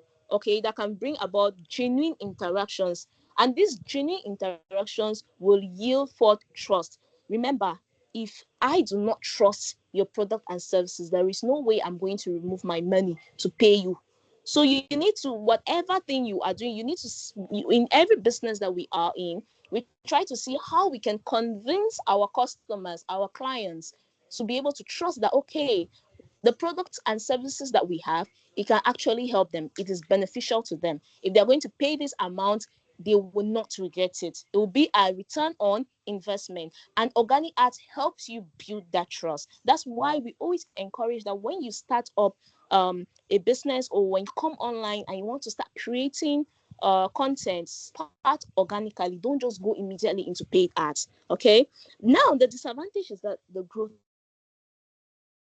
is really, really slow. If, for example, you want to get 10,000 followers, you cannot get 10,000 followers already, like immediately, in 1 day, in 2 days, or even in a month. Sometimes you can even make years before you can reach that 10,000 followers, depending on your strategy. So that's the disadvantage about it. And then you have limited reach. Most of the time, your post only is only seen by your followers, unless if your followers share it to other people.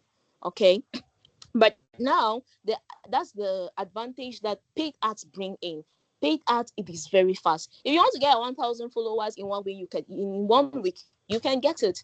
Okay. If you want to get your 10,000 followers, you can get it. You just need to be ready to spend. Okay, and have the right strategy to use, and you easily have your results. If you want people that are going to buy your products and services, you can actually get it. Once you have used the right objective, you've used the right strategy, you can actually get it. And it helps you to reach a wider audience. After you've created your page, you've grown your page for quite some time, now it is time for you to reach a wider audience. You can actually use paid ads, because you can reach 1,000 followers quicker as compared to just depending on organic ads. But the disadvantage of it, of course, is that it is costly. Okay. It depends on your objective and how far you're dreaming. If you want more in a shorter time, you need to pay more so as to get your results. Okay. And sometimes users may ignore or even become annoyed by your constant ads. For example, if you your art is, the objective is an impression, that's showing your art to more to the same people multiple times, it gets boring. Sometimes you even see, like, I for once, when I'm scrolling through Facebook, there are some ads that I do not like, and then when I see them consistently, I just press on the X and I tell Facebook that, please don't show me this art again. You see, so that is some of those are some of the disadvantages that you can get when it comes to paid ads.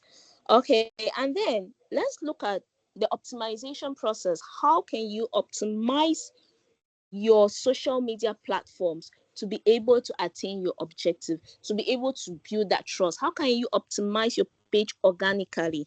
The first thing, you need to post regularly. Okay, Mr. Tama, I think you can just switch, like, towards the last slides.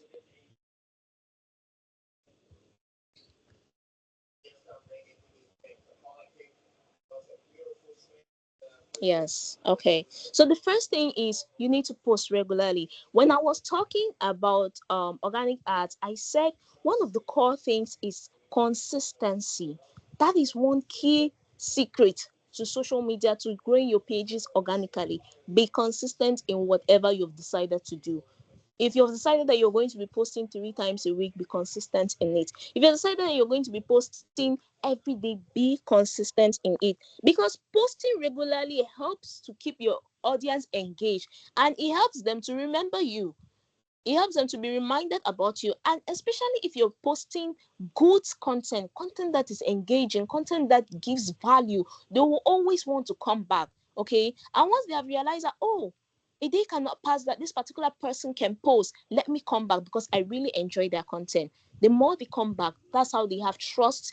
And they, if you even realize that they are sharing they're sharing your page to other people to be aware about it. Okay. Next thing, you should always learn to mix your content. You should not, don't see because maybe you posted this particular image and it was good, it was amazing, you had amazing engagement, they just focus on it. Learn to mix your content, to give, I mean, to make it's a way of engaging, keeping your audience engaged. And always engage with your audience. When people like your page, when they comment on your page, appreciate them. When they comment, when they write a comment, come back and respond to them. By doing so, you create that bond, you maintain that bond, and it builds trust. And it also tells Facebook that, okay, for people to be engaging on your comment, or on your page, and you are also giving back, it means there's actually something good. Facebook, they are all about business out there, okay? So they are going to first of all prioritize those pages that are helping them to attain their objectives. Facebook is looking for those pages that will make people to stay on their platforms. And if your page is not doing that, you realize that they will not even boast your page to other people. And then always use insights, always use the analytic tools that we have, like the meta insight is very important. Try to see what is going on when you post something. Come back, look at the analytics. What happened? What did not happen? Why did it get so much engagement? You always have those insights.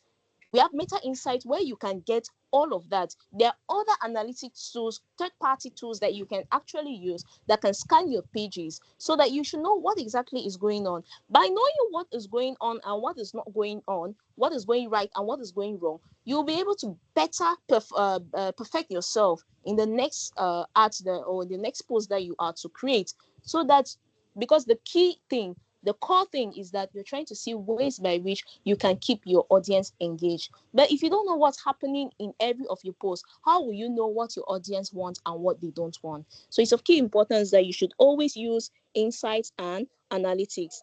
And also promote your page. Don't just post and then you expect Facebook to do everything. You can promote your page by, after posting, send the link to your friends and tell them to share it to other people. Send the link to other groups. Integrate groups of your niche. If you are a restaurant owner, you can integrate different restaurant groups or even groups that talk about cooking, so that when you create a post, you can share it to them. When you send it there, you never can tell. When you send it there, you'll be shocked at the engagement that you can actually get. So it is of key importance that you should always learn to promote your page as well, and not just waiting on Facebook to do everything for you. And of course, the last but not the least, optimize for SEO. Use relevant keywords in your page descriptions, in your posts, and in your about sections. Use keywords that you know people are searching for. You know that if someone comes on Facebook, they are going to be searching for. You cannot be a digital creator. You cannot be talking about digital marketing, and I come to your about section and I'm seeing fashion and design.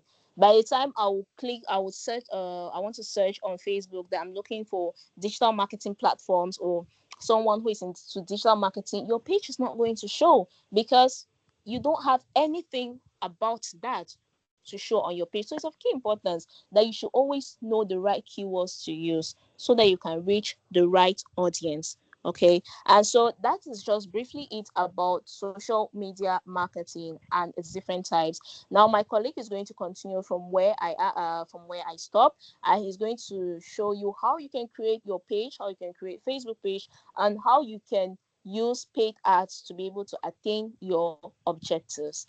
So thank you so much for listening, for taking our time to listen, and I am open for questions.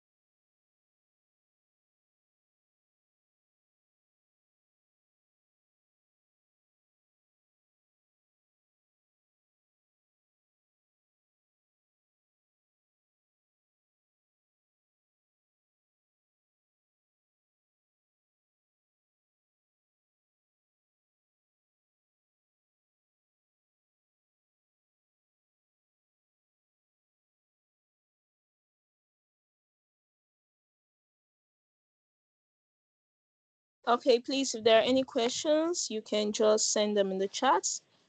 Um, And if there are no questions, then I think we can move to the next presenter.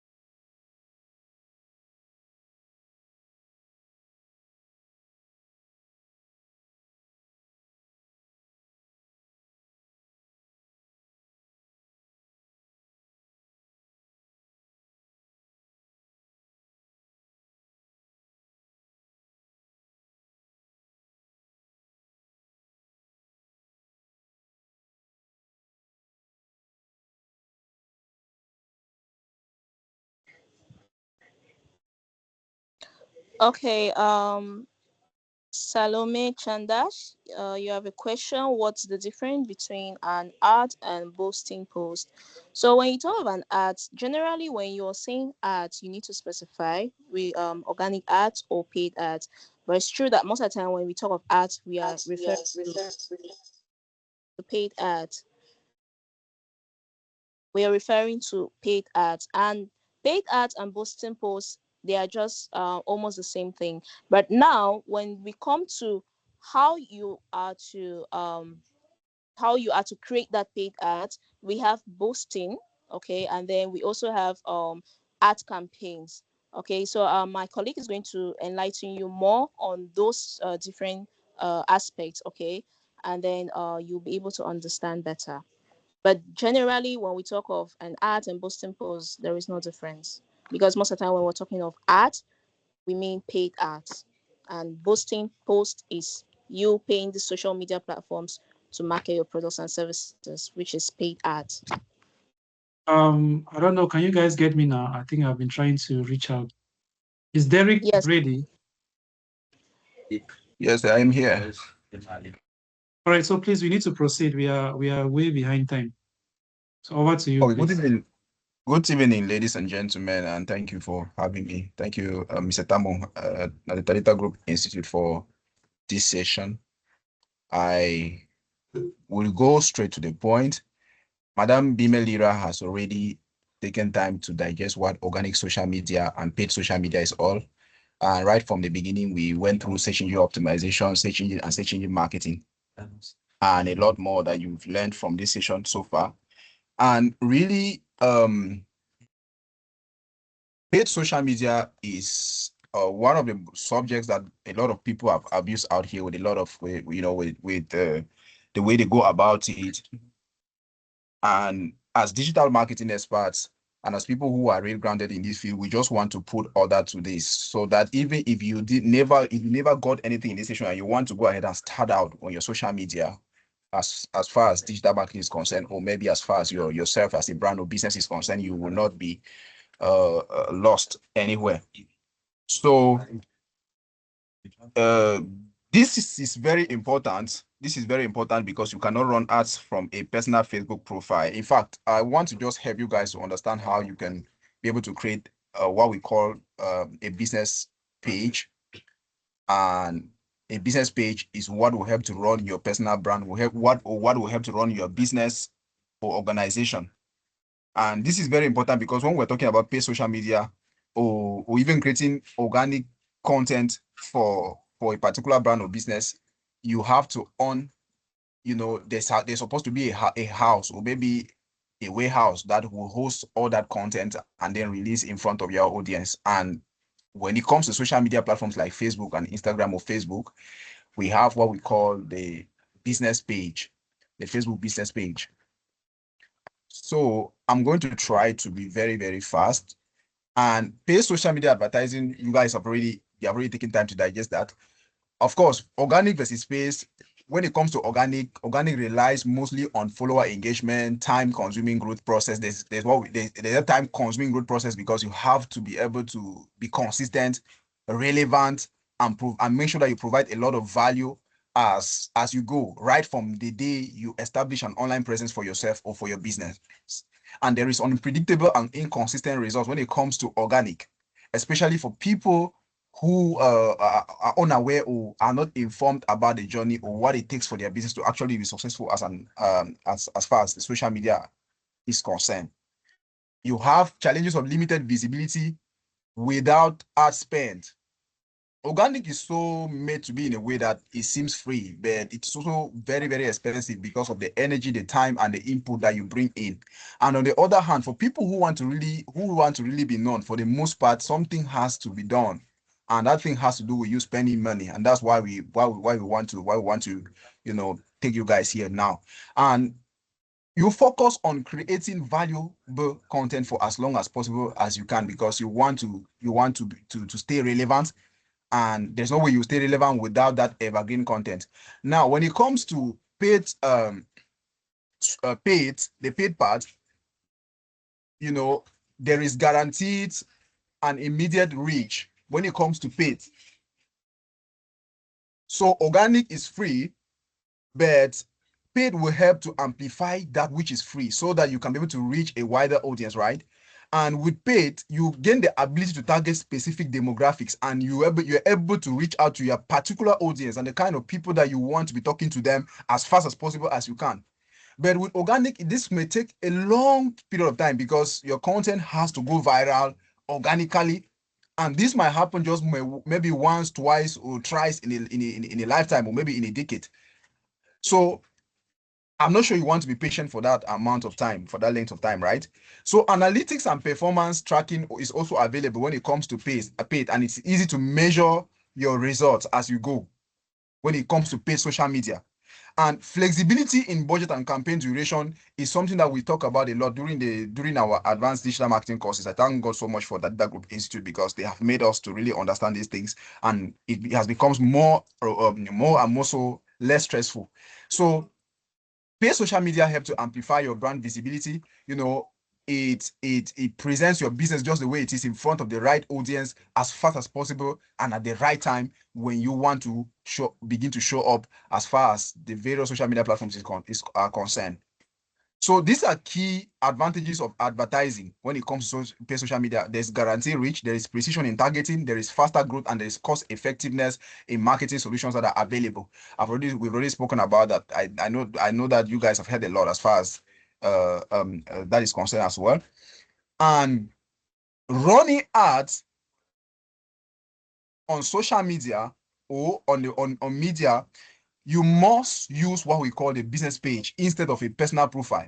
Now, when it comes to Facebook, you guys know that everybody here, I believe that more or so 40 to 60% of every participant at this digital marketing masterclass now, either of you guys on at least a Facebook page, and you will bear with me that, in fact, I don't know how many of you guys are able to distinguish the difference between a Facebook profile and a Facebook page.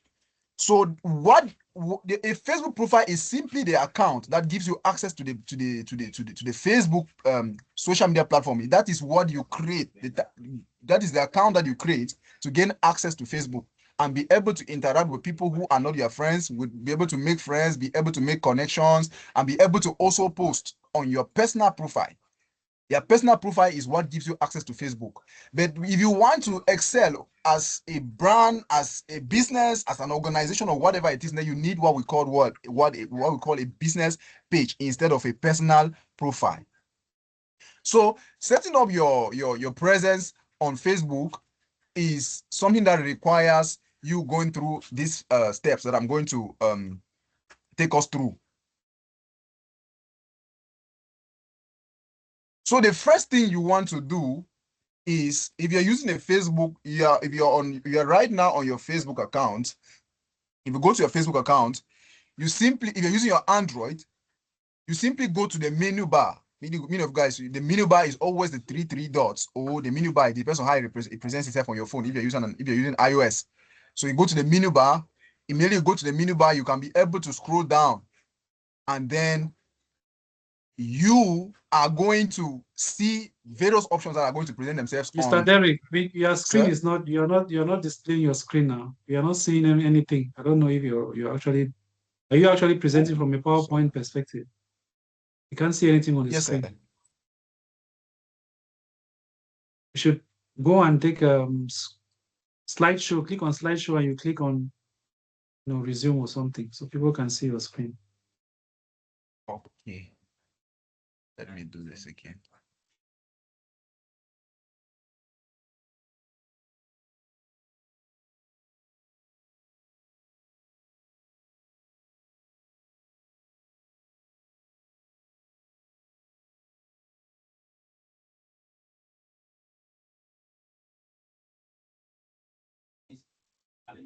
All right, please, due to time constraint, we are really running out of time.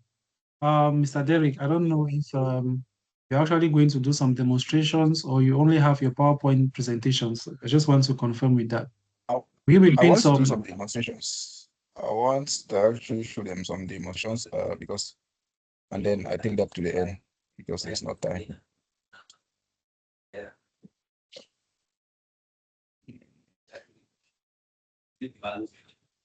Yes, points.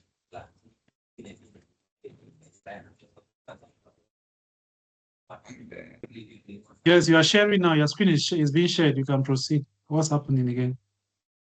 uh, I want to take them to the browser instead Chrome. Okay, I believe that you can see my screen. So if you go to your Facebook, let's go to facebook.com real quick.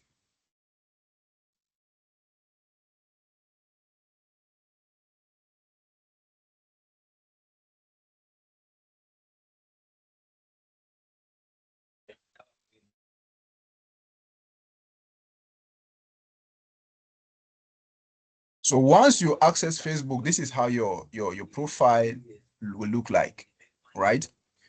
And this is the account that gives you access to everything that you want to be able to do on this platform as far as social media is concerned on Facebook. Now, to create a Facebook page, because this is on desktop, you will simply go to the menu bar here. If you're using your phone, you have to look for where the menu bar is located. Or better still, you go to where you see more, and then you are going to scroll down to see the options that are going to present themselves. And then you're going to locate where it says page. But we're going to use the menu bar. So once we are on the menu bar, our internet situation is so bad that we are unable All to right, Derek, demonstrate this properly. let me So take it from here since your I'm not network is sure disturbing. how this is going to take. The one line is crazy. Mr. Derek, can you get me, please? Derek.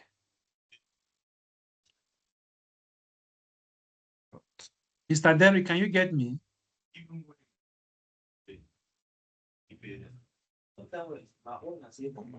Mr. Derek, can you get me, Okay. please? Can you guys get me, please? Can you guys The get me? internet If situation you is can not get the me, kindly best. indicate. So good. Please, if Good. you can get me, indicate in the chat. If you can get me, indicate in the chat.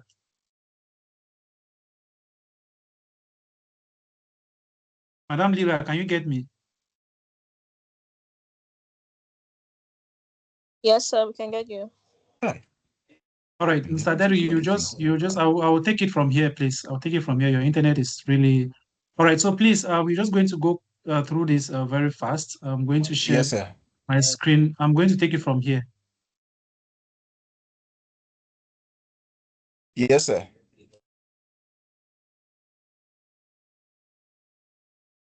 All right, so I believe you all can see my screen right now.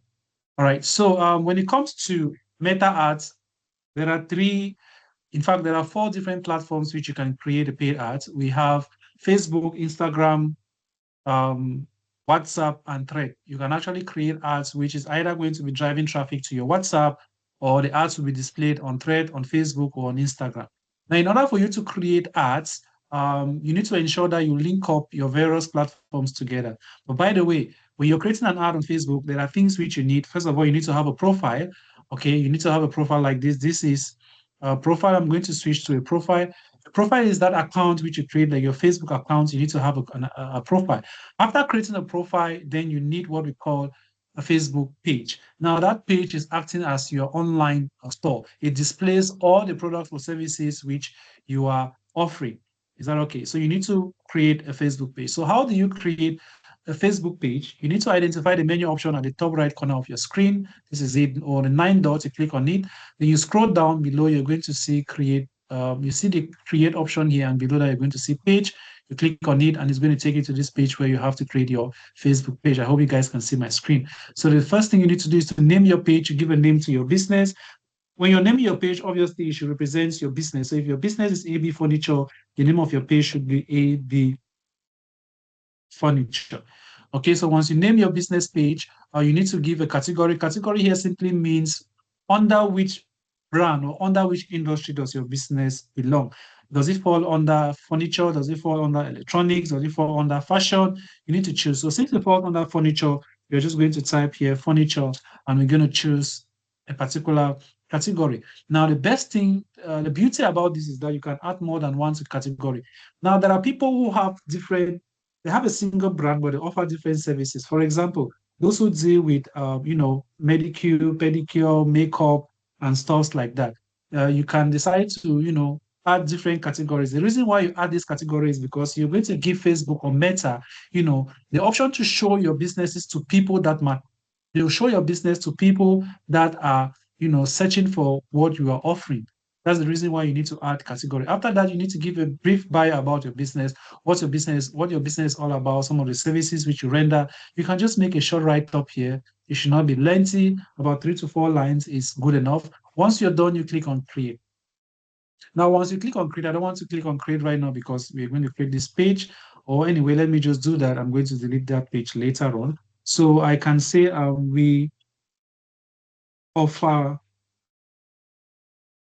or we sell both new and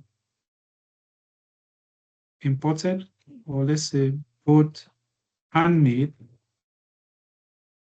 and imported furnitures.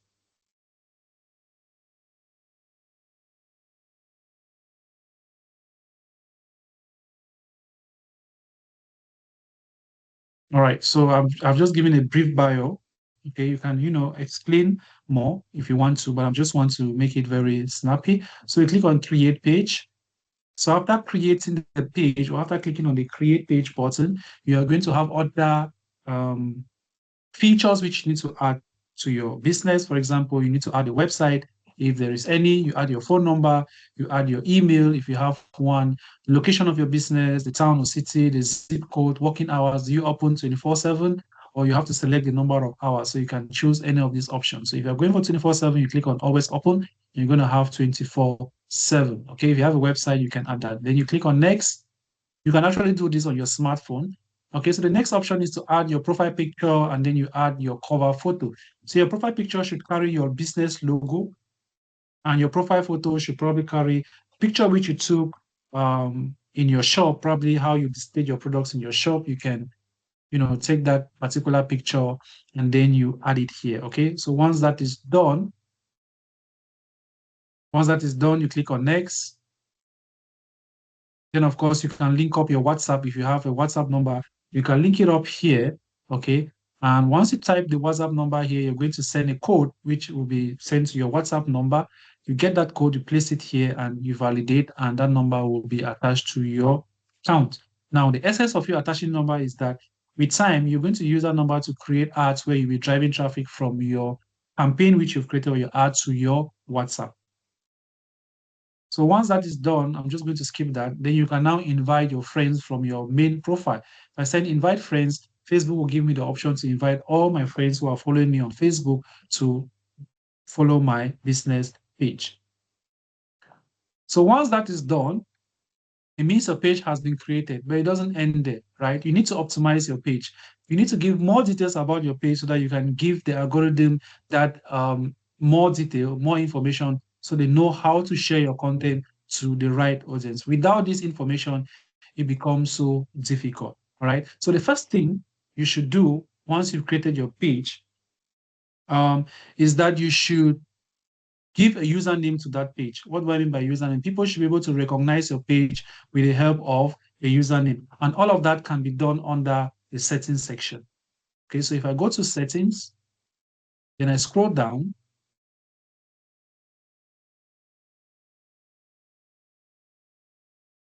we are going to see page setup. So you just click on page setup. Here you have the name of your page and you have what we call the page access. Okay, so for the page access, I'm going to click on page access. Oh, back, let me go back, sorry. Page setup. So you have your page name here. So once you click on your page name, you have your page name here, AB Furnitures, and then you can now give a username. Okay, so username could be the AB Furniture. Always use your business name as your username. It's something which is easy to understand, people can easily remember, okay? And always make sure you maintain the same username on all your other social media platforms. Okay, so I could say AB Furnitures, probably the name has been taken by another business.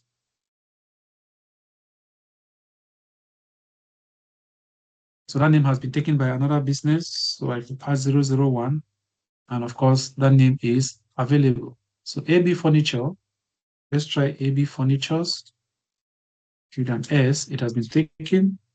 Okay, so we add the 001. So once that is done, still same has been taken. Okay, so once that has been done, I'm going to click on Save Changes, and they will ask for my password,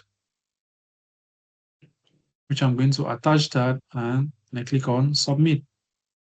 Now that username has been attached to my page. The next thing is to link up my Instagram to my Facebook. Remember, you need to create your Facebook and your Instagram account before you start creating paid ads on Facebook or on Meta. Okay, so after creating an Instagram account, the next thing is for me to link it up to my account. So to link that up, you still need to go under settings, you scroll down under settings, you're going to see link accounts. You go there, you're going to see Instagram here and WhatsApp here. So it is not connected, so I'm going to click on connect, click on connect accounts. Then they'll ask me to connect this to Instagram. I'm going to click on connect.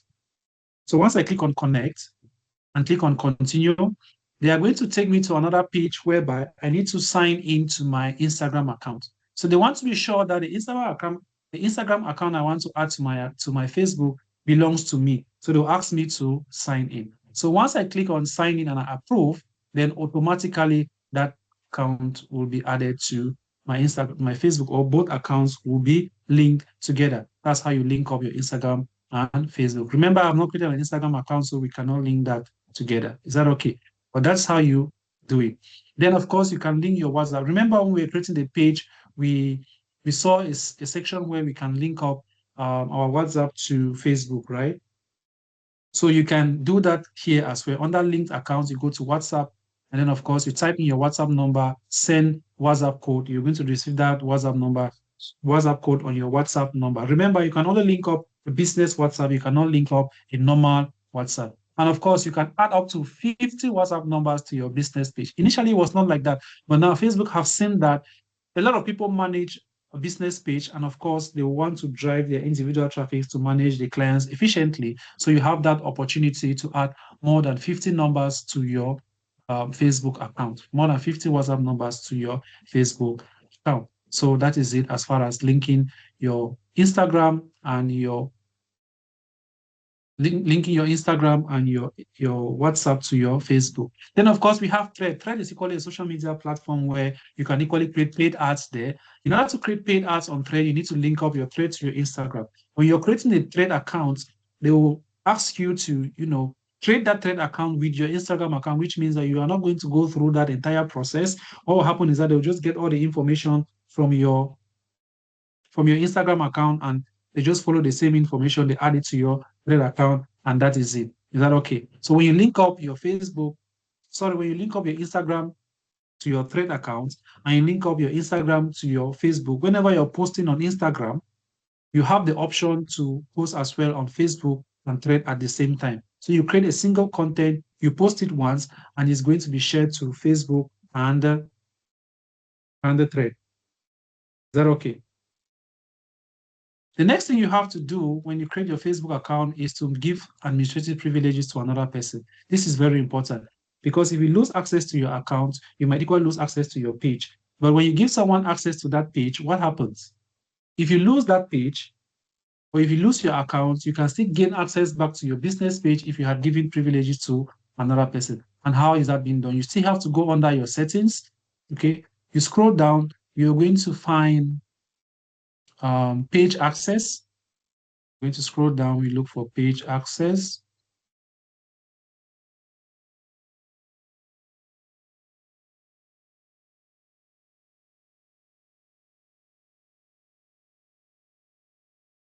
So we should have maybe under page setup. Okay, so under page setup, we have page access. You click on it. So only one account has access to this page. So if I want to give access to another person, you must first of all be a friend to that person before you can add them to have access to your page. So what do? You click on add new, click on next, you search for that person. Once you search for that person, you click on the person's name, then you can give the person full access or partial access.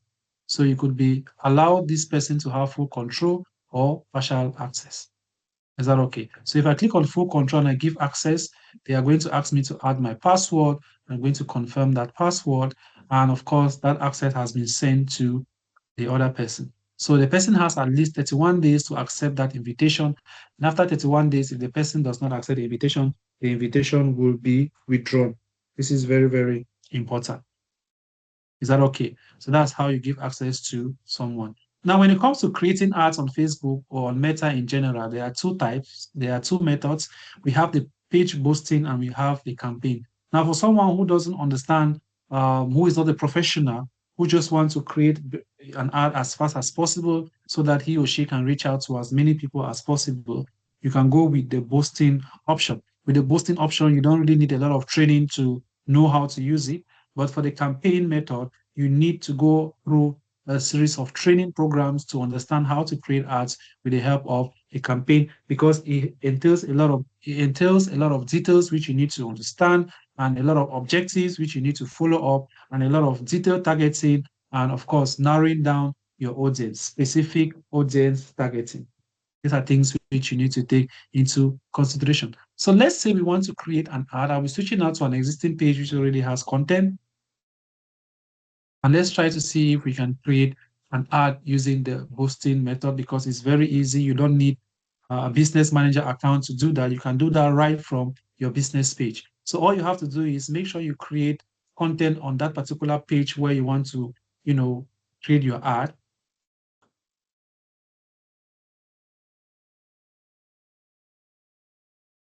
So I'm looking for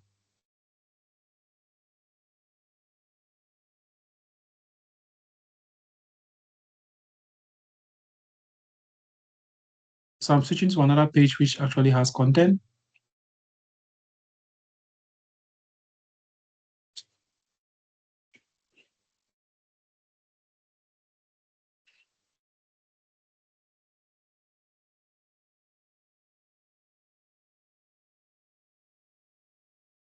All right, so let's say I want to create an ad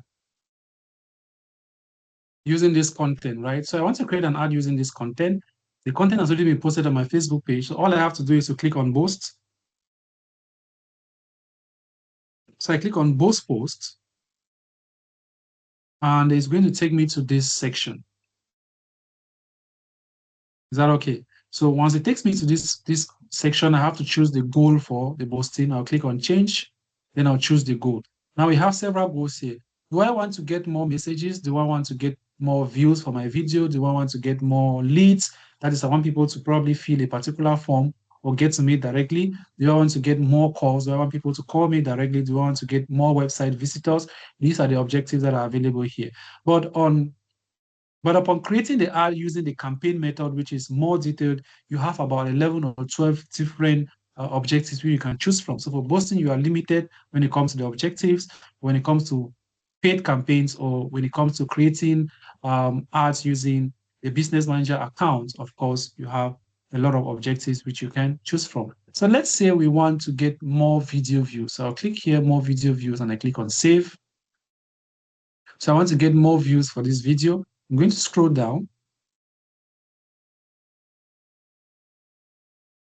Okay, then they're asking me to add a button label. So I want people that after watching the video, they can now visit my website. So we have the different buttons we can choose here, which is probably book now, learn more, shop now, or sign up. So I'll go with learn more. Then we have the website at datagroupinstitute.com. Then I have to scroll down. Then we have to choose the audience here. So I'll click this edit button here. I can decide to show my ads only to men or to women or to both.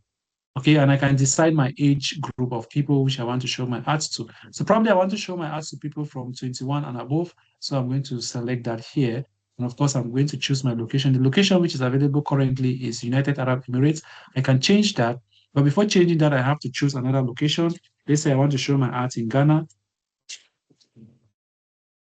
So I'm going to choose Ghana as my option. And once that is done, I'm going to take off United Arab Emirates. So Ghana is the only country I want to show my ads. So I'm going to save audience. Then I'm going to scroll down. Then you have to choose when this ad will end. It's for 7 days, 5 days, 4 days. You can decide to choose that. So the ad will run for 7 days.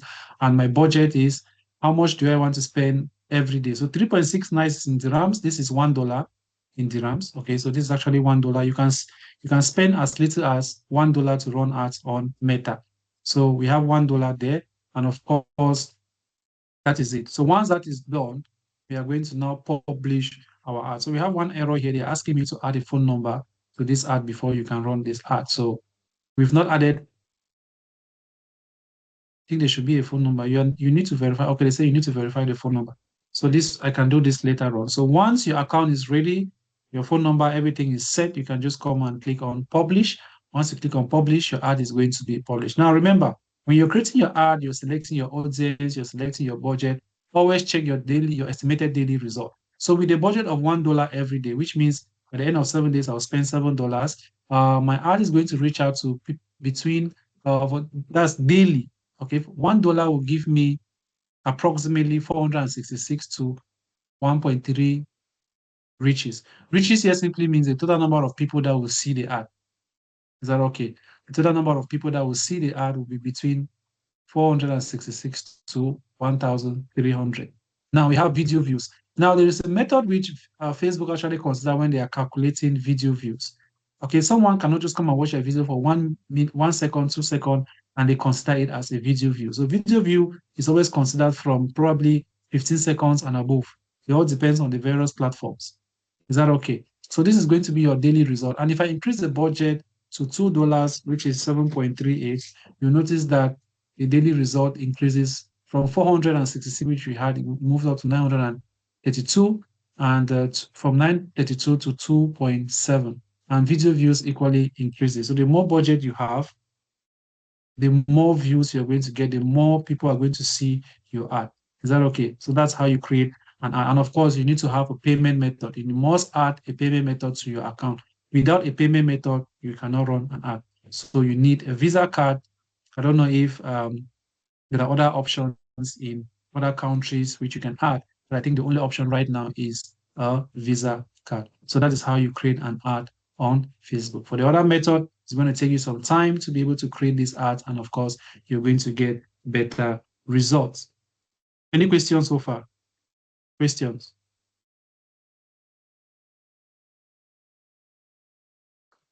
All right, so if we have to continue, we will continue until the next day. So I think we are going to wrap it up here for today. I think it's pretty late. We've taken over 3 hours. And of course, digital marketing is something which can take you as many hours as possible, right? So we are going to wrap it up here for today.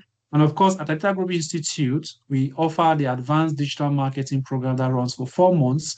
For those of you who want to become certified digital marketing experts, you can contact the course coordinator by name, Madam Bimendira.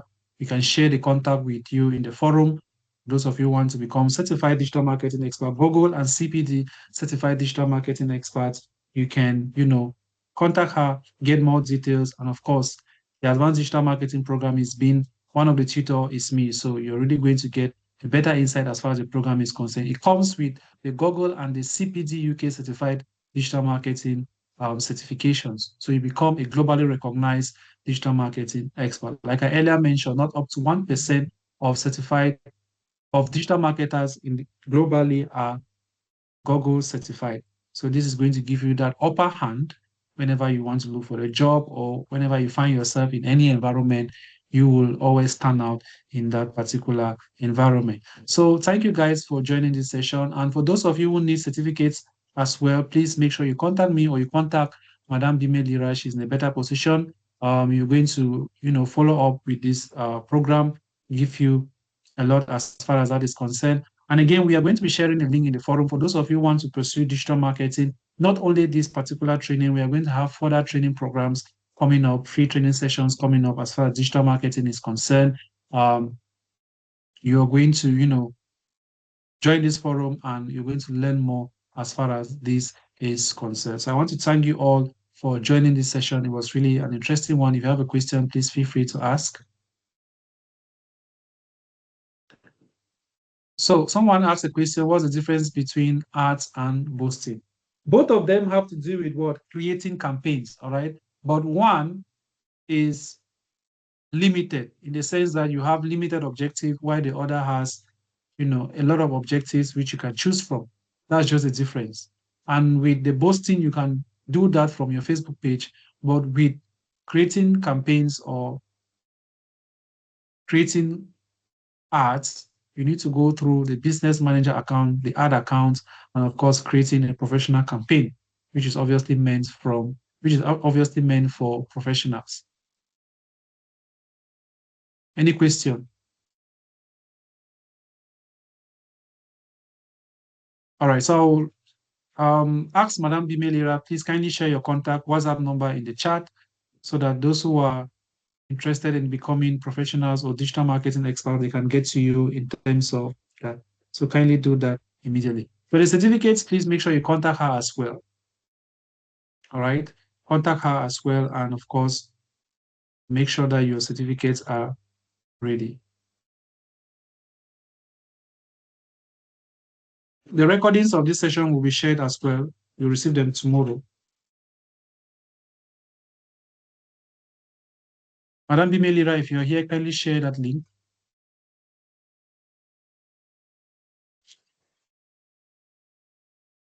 Kindly share your WhatsApp number, please.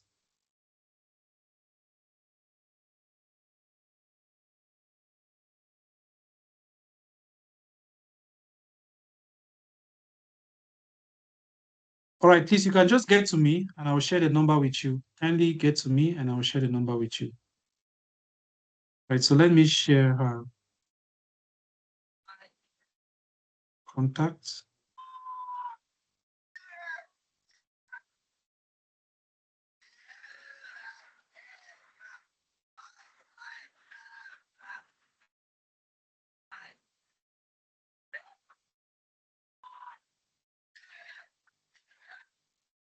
So I just shared her contact. You just need to copy that contact and you save.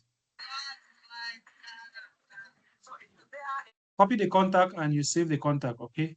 My name is Bimelira for Data Group Institute, and of course, to get to you. So thank you all for joining this program. For those of you who are interested in becoming advanced certified digital marketing experts, we will give you that opportunity. Kindly get to us or get to coordinators of the program, and of course, we will give you further details about the program.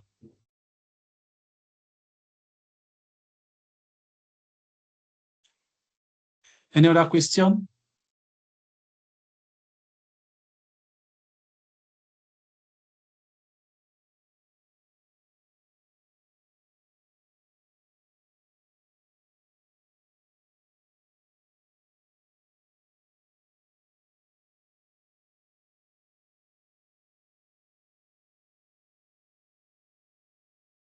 All right, so I hope the number has been shared, has been you guys have copied the number. I said if you want a certificate, contact the coordinators of the program. All right, thank you all, and see you guys later. Bye-bye for now.